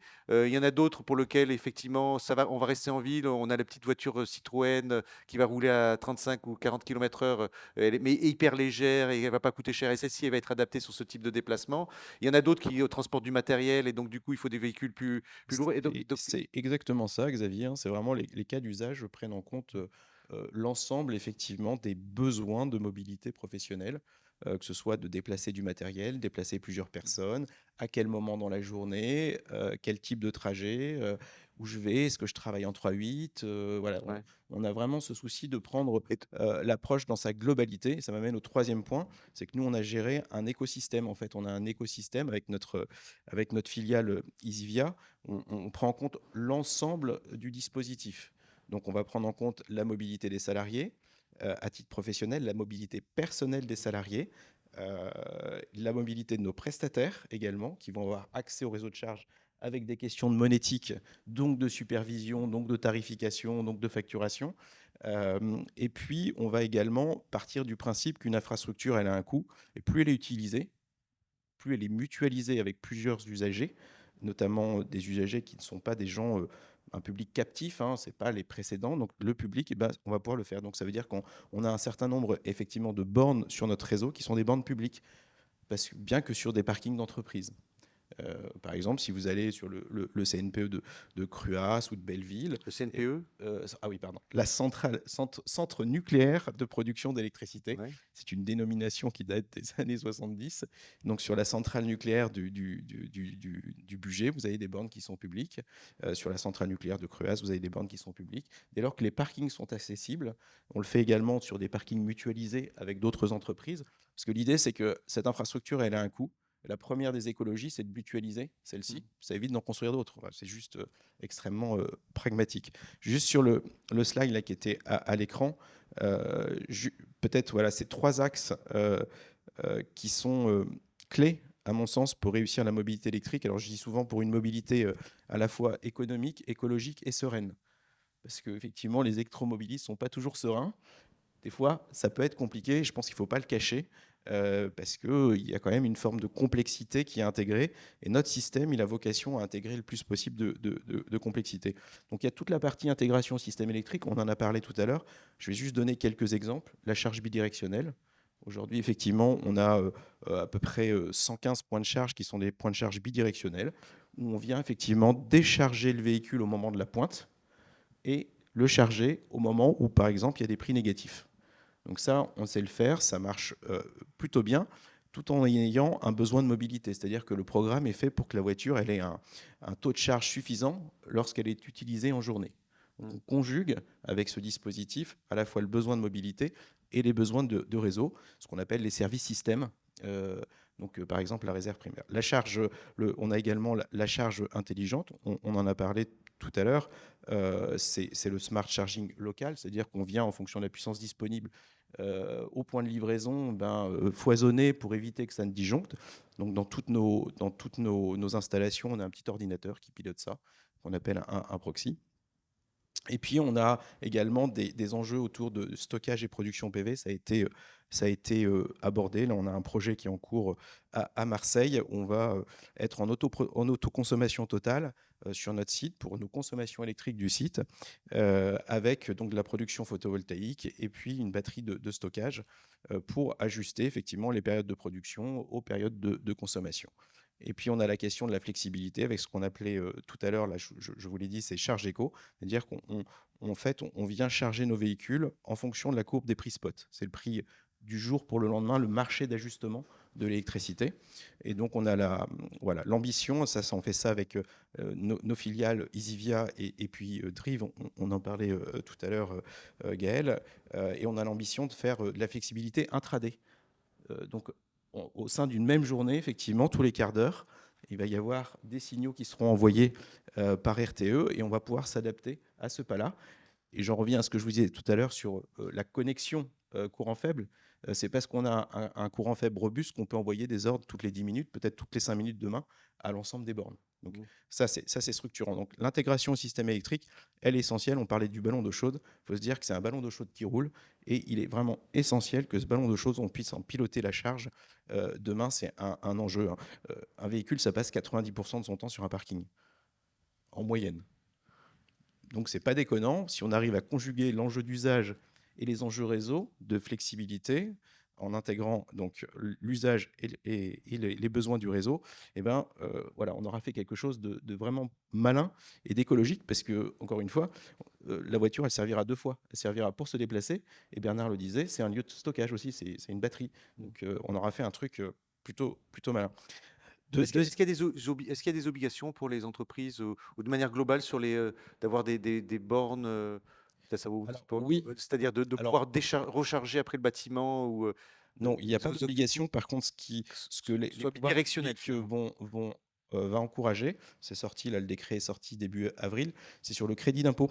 Le crédit d'impôt, alors c'est pour les particuliers, je suis désolé, on sort du sujet, mais ça donne la tendance en fait politique. Le crédit d'impôt a été boosté à 500 € si la borne est connectée, donc soit à Linky, donc au compteur, ce qui va permettre de piloter la charge au domicile, puisque ce qu'on fait dans l'entreprise, bien sûr, c'est possible de le faire au domicile. Donc oui, c'est tendanciellement, c'est l'enjeu, effectivement. Il y aura certainement des obligations, tout comme c'est sorti dans la presse hier, il y aura des obligations sur le verdissement de la flotte, ce qui n'était pas le cas jusqu'à maintenant. On va continuer. Je vous prends la parole 2 minutes. Laurent, est-ce qu'il y a une demande aujourd'hui du bidirectionnel dans les copropriétés, dans les entreprises, ou c'est un sujet on est encore un peu éloigné C'est pas encore tout à fait mûr.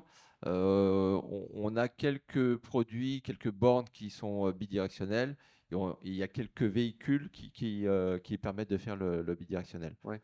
Donc c'est pas encore un vrai sujet. Oui, vous voulez préciser pour Gévis si vous avez. Oui, c'est des sujets qu'on suit de près, forcément. Comme le disait Laurent, aujourd'hui, la demande est faible. Il faut probablement que ça s'accompagne d'incitations. Si on récupère de l'énergie dans la batterie d'un électromobiliste, il faut absolument qu'il y ait une incitation financière à le faire, sinon ça va être compliqué de le mettre en place. Il y a des sujets pas simples au niveau réglementaire, tarification, certaines taxes au niveau Enedis, fournisseur d'énergie également. Mais oui, c'est des sujets qu'on suit de près. Une borne classique, elle est bidirectionnelle par défaut ou... Alors non. Ça s'accompagne d'un véhicule compatible et d'une borne compatible également, parce que quand l'énergie passe dans les deux sens, Voilà, c'est pas les mêmes enjeux. Et comme le disait Bernard tout à l'heure, il y aura une dimension de communication entre le réseau, le véhicule et la borne de recharge. Oui, chez Michaud aussi, Didier, vous réfléchissez à ces sujets ou... De de la même façon, c'est des sujets qu'on suit de près, mais effectivement, je confirme tout ce qui a été dit. Ça ne correspond pas encore Ouais. à une demande réelle. Bon, je pense que d'ici 4-5 ans, on sera un peu plus mûr sur tous ces sujets. Est-ce qu'une borne, alors je pousse un peu, mais est-ce qu'une borne qui est pas bidirectionnelle, elle va pouvoir devenir bidirectionnelle ou il va falloir changer, faire une intervention sur la borne, Laurent, oui? Pour l'instant, ce qui est bidirectionnel, c'est le Linky. Donc ça, c'est bien, c'est Ouais. que à tout moment, on pourra le rendre bidirectionnel. Ouais. La borne, pour l'instant, non. On n'a pas de fabricants qui nous disent changer ce composant-là et elle va devenir bidirectionnelle. ok. Ouais, voilà, pas pour l'instant. Peut-être Donc- que ça va arriver. Donc ça, il faudra voir avec, dans l'avenir. Marc, oui, je vous ai coupé alors dans la présentation, mais moi, ce que j'en ai retenu quand même, c'est qu'on n'en avait pas du tout parlé, c'est qu'effectivement le facteur humain de la gestion de projet, c'est-à-dire que les utilisateurs, c'est vraiment, c'est peut-être un message à faire, à avoir pour notre public, c'est un facteur intégré dans son projet, il ne faut pas l'oublier. Ce qu'on a peut-être moins le cas sur la partie véhicule thermique, on avait peut-être moins le cas on avait moins le cas sur la partie véhicule thermique. Et puis, je vous ai pas entendu parler des avantages en nature aussi, parce que finalement, il y a des impacts aussi sur les feuilles de salaire, hein, finalement. Je vais en parler. Alors, c'est peut-être le tropisme énergéticien, parce qu'effectivement, nous, on a raisonné le programme de transformation comme un énergéticien. Donc, c'est un véhicule, mais c'est aussi une batterie. Et comme on est propriétaire des véhicules, on peut se permettre de faire de la charge bidirectionnelle.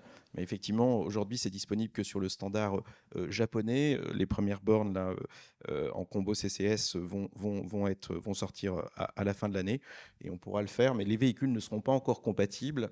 Les premiers véhicules qui seront compatibles seront des véhicules Stellantis à l'horizon 2025, donc c'est tout bientôt. Et je reviens sur ce que disait Bernard, dès lors que la C1518 sera sortie, effectivement, ça facilitera. Donc c'est un protocole d'échange en fait de données. C'est comment on échange les données d'une manière normée entre l'ensemble des opérateurs. On les a décrits ici, et ça facilitera quand même la vie Oui, de tout le monde. Je crois que ça fait 10 ans qu'elle est dans les cartons, cette norme. Donc on avancera, oui. Donc effectivement, c'est ce que j'ai mis dans la troisième brique, accompagnement et solutions. On a l'enjeu, c'est d'intégrer la complexité de la mobilité électrique pour le collaborateur de l'entreprise. Parce qu'effectivement, c'est pas tout à fait pareil de faire le plein d'essence de sa voiture et de partir avec un véhicule électrique. D'abord, c'est nouveau, il n'y a que deux pédales, il n'y a même pas de boîte de vitesse. C'est quoi cet objet? Ça peut paraître bête ce que je dis, mais pour beaucoup, c'est un vrai changement. C'est des véhicules qui sont très coupleux, enfin, ça se conduit différemment. Enfin, voilà, il y a vraiment un enjeu d'accompagnement. Et du coup, nous, on a créé un réseau mobilité avec des relais mobilité qui sont là pour nous aider à porter la bonne parole, et on va organiser un cursus de professionnalisation, un petit peu comme il y a dans le domaine prévention sécurité ou des risques, des cyber-risques ou RGPD.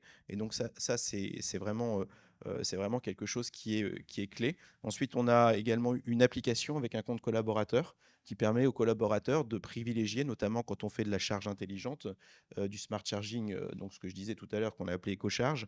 On vient réguler finalement la charge de son véhicule. Lui, s'il a besoin de se déplacer rapidement, il faut qu'il puisse débrayer le système. Et donc, via l'application EasyVia, il peut, et son compte collaborateur, il pourra débrayer pour dire, moi j'ai une tâche professionnelle à réaliser, elle est première, je débraye le dispositif et je me charge à fond, dans la limite de ce que permet le réseau électrique et le véhicule, mais je me charge à fond. Donc cette application, elle est clé, elle donne aussi l'état en temps réel de l'ensemble de nos bornes, puisqu'elles sont connectées.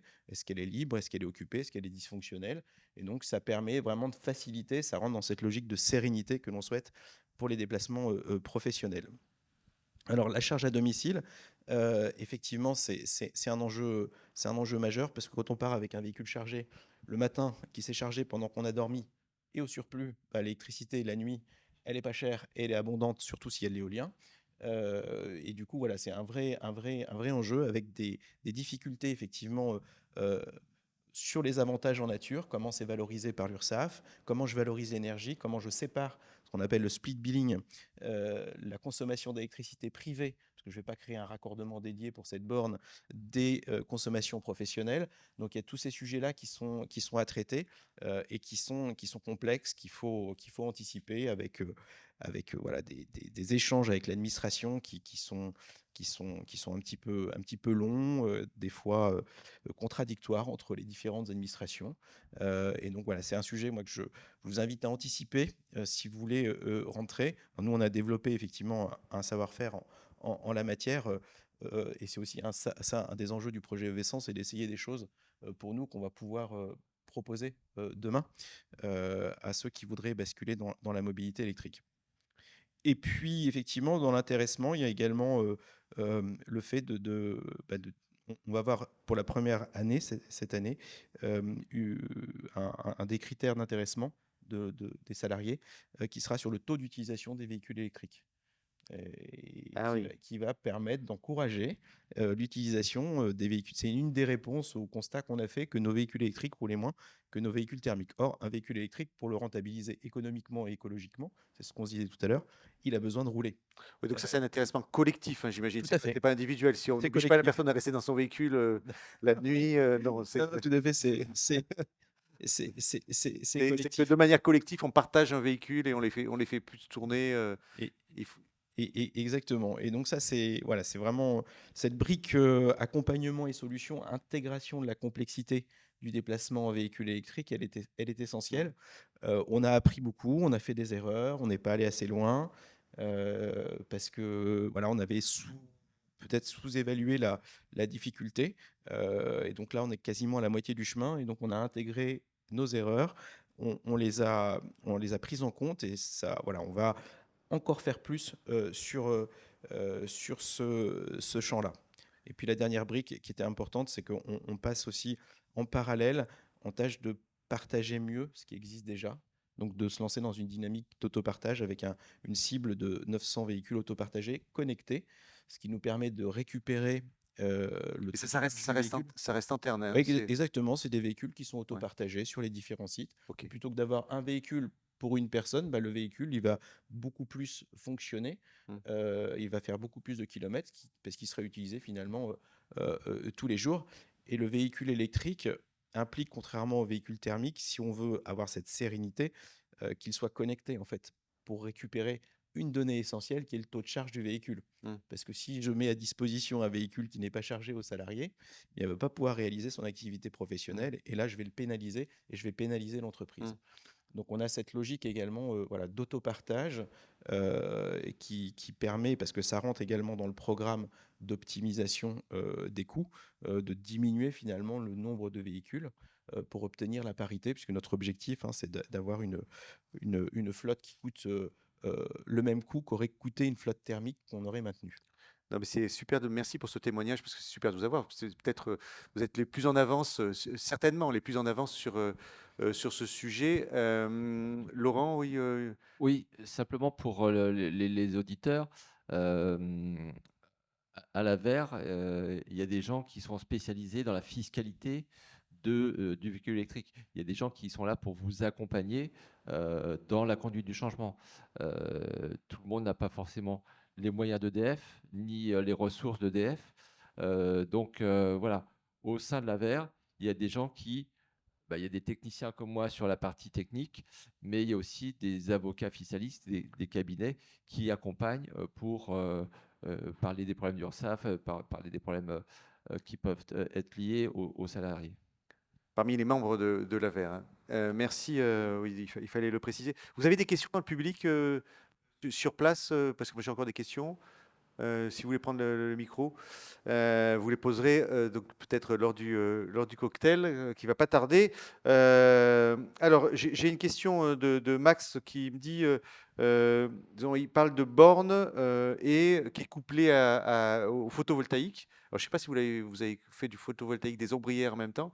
Et donc, du coup, comment est-ce qu'on adapte les bornes, le tarif, le fonctionnement de ces bornes?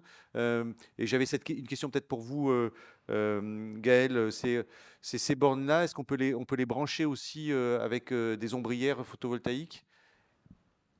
Alors, il y a plusieurs façons de faire les choses. La première façon de faire, c'est de ne pas asservir les bornes au photovoltaïque, auquel cas le photovoltaïque et les bornes sont totalement indépendants. Les bornes vont se recharger sur la production photovoltaïque ou l'énergie qui provient du réseau électrique. Et donc, dans ce cas d'usage-là, le photovoltaïque est en fait transparent pour les bornes. La deuxième façon de faire, c'est d'essayer de mettre en place des asservissements entre les bornes et photovoltaïques.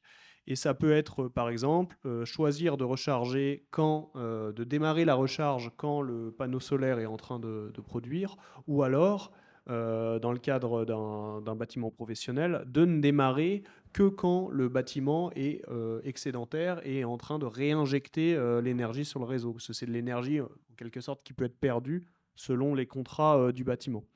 Et donc nous, on travaille sur pas mal de solutions dans ce sens-là, et donc on développe des modes de recharge qu'on appelle verts, où on permet aux bornes de démarrer en priorité quand le bâtiment devient excédentaire, parce que en discutant avec nos différents clients, on s'est rendu compte que c'était une demande importante. Je me permets de rebondir sur un point concernant la recharge à domicile. On pourrait imaginer comme ça que c'est un sujet un peu éloigné du sujet bâtiment professionnel. Mais en fait, ce qui est intéressant de comprendre, c'est que quand les bâtiments professionnels et les gestionnaires de flotte équipent les salariés de véhicules de fonction, ils doivent leur proposer des solutions de recharge à domicile. Et donc, dans ce cadre-là, en fait, on vient superviser la borne à domicile et on vient la raccorder à l'infrastructure, en quelque sorte, du bâtiment. Et donc, en fait, la borne à domicile du salarié avec son véhicule de fonction devient une extension de l'infrastructure en entreprise. Et donc, ça permet de faire la même chose que ce qui se passait avant avec la carte essence. Et en fait, là, on fait la même chose à domicile et on est décompté des différentes ressources. Donc, ce qui est intéressant, c'est qu'il y a des marchés qui convergent, des nouveaux besoins, et tout l'écosystème travaille à augmenter l'expertise, les solutions pour adresser tous ces besoins et déployer ces solutions-là.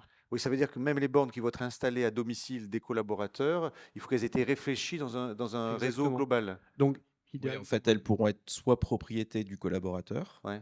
Dans ce cas-là, il y aura un mécanisme mais qui sera un petit peu différent de ce que Gaël évoque. Et puis, soit effectivement, on est propriétaire, nous, entreprise, de la borne qui est au domicile du salarié et elle intègre pleinement le réseau de l'entreprise. Ouais. Gaël, je vous ai coupé. Non, bah, exactement. Dans les deux cas, il faudra voilà, qu'il y ait cette énergie, cette consommation qui soit rapportée par un moyen ou un autre. Mais il y a des solutions qui existent voilà, pour rendre le système bien homogène. Alors, allez, une dernière question. La charge, ouais, parce qu'on a ouvert la boîte là, sur les avantages de nature. Est-ce que la question, c'est la charge gratuite est-elle considérée comme un avantage en nature dans les entreprises? Alors, Bernard, la loi LOM dispose d'un seuil, en fait. Il y a un seuil de, Bernard, 300 ou 500 euros. Il était 300, il est dû passer à 500 euros de valorisation pour l'avitaillement sur site. C'est comme ça que ça s'appelle. Et donc, effectivement, dès lors qu'on ne dépasse pas ce seuil, ce n'est pas considéré comme un avantage en nature. Donc, ce n'est pas fiscalisé ni pour l'entreprise, ni pour le salarié. Sous réserve d'être en capacité de prouver à l'URSSAF qu'on n'a bien pas dépassé les 500 euros d'avantages en nature. Et sinon, on est fiscalisé sur l'ensemble. Ah oui, donc voilà. Donc, Ça veut dire et donc, je reviens sur ce que je disais tout à l'heure, qui est vraiment central, c'est le raccordement à Internet de l'ensemble des bornes. Parce que pour pouvoir faire ça, il faut compter. Pour compter, il faut remonter. On ne va pas les relever tous les compteurs des armoires de grappes qui sont partout. Du coup, voilà, c'est essentiel d'avoir un dispositif de communication entre la borne et une supervision, parce que sinon, on ne peut pas faire ça. Didier, aujourd'hui, les bornes que vous installez, elles sont toutes connectées ou il y a encore une demande de bornes non connectées Pour le tertiaire, inévitablement, la borne est connectée. Ouais. C'est indispensable. Ouais. Et sur la partie copropriété, encore hors sujet, mais est-ce qu'il y a encore des bornes qui sont... Sur la partie copropriété, alors la borne va être nécessairement connectée dans le cadre d'usage d'un collaborateur, comme on l'évoquait tout à l'heure. Bon, après, si il s'agit d'un copropriétaire qui utilise sa borne pour un usage propre et n'a pas d'obligation ou de véhicule de fonction à titre professionnel, bon, là, la borne n'est pas nécessairement connectée. Ouais. Oui, puis il peut y avoir le compteur Linky qui en Après, amont après va la borne compter peut, l'énergie. en revanche, être connectée au Linky Ouais. pour une notion de gestion des heures pleines, heures creuses, telle qu'on l'évoquait tout à l'heure. Ouais. Mais on va aller de plus en plus, de toute façon, vers des bornes connectables à Internet, c'est clair, quel que soit le domaine d'application. Les choses vont se faire progressivement. Bernard, peut-être un petit mot de la fin là, pour terminer cette conférence. On disait, quand on préparait là tout à l'heure, on se disait il y a 4 points à retenir. Oui, alors j'espère qu'on a pu vous passer la passion qu'on a tous ici dans la mobilité décarbonée et la transition énergétique. Moi, je lis ça à 2 mots. Un, c'est indépendance énergétique. C'est quand même un facteur qui est important aujourd'hui. 2, c'est santé publique. Et effectivement, si vous êtes un industriel et si vous avez un projet, il y a les 4 points majeurs à voir. Le premier, c'est quel est votre besoin et quel est votre besoin à terme. La deuxième, c'est la technique. Donc là, oui, je vous conseille d'aller voir votre installateur préféré qui va vous faire un diag de ce que vous avez aujourd'hui, ce que vous allez avoir besoin, est-ce qu'il faut raccorder les deux, etc. etc.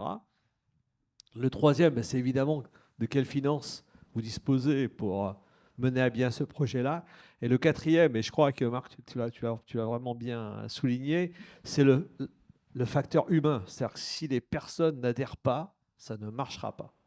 Donc il y a un énorme travail à faire côté RH pour expliquer ce que c'est que le véhicule électrique, pour les faire essayer, pour regarder.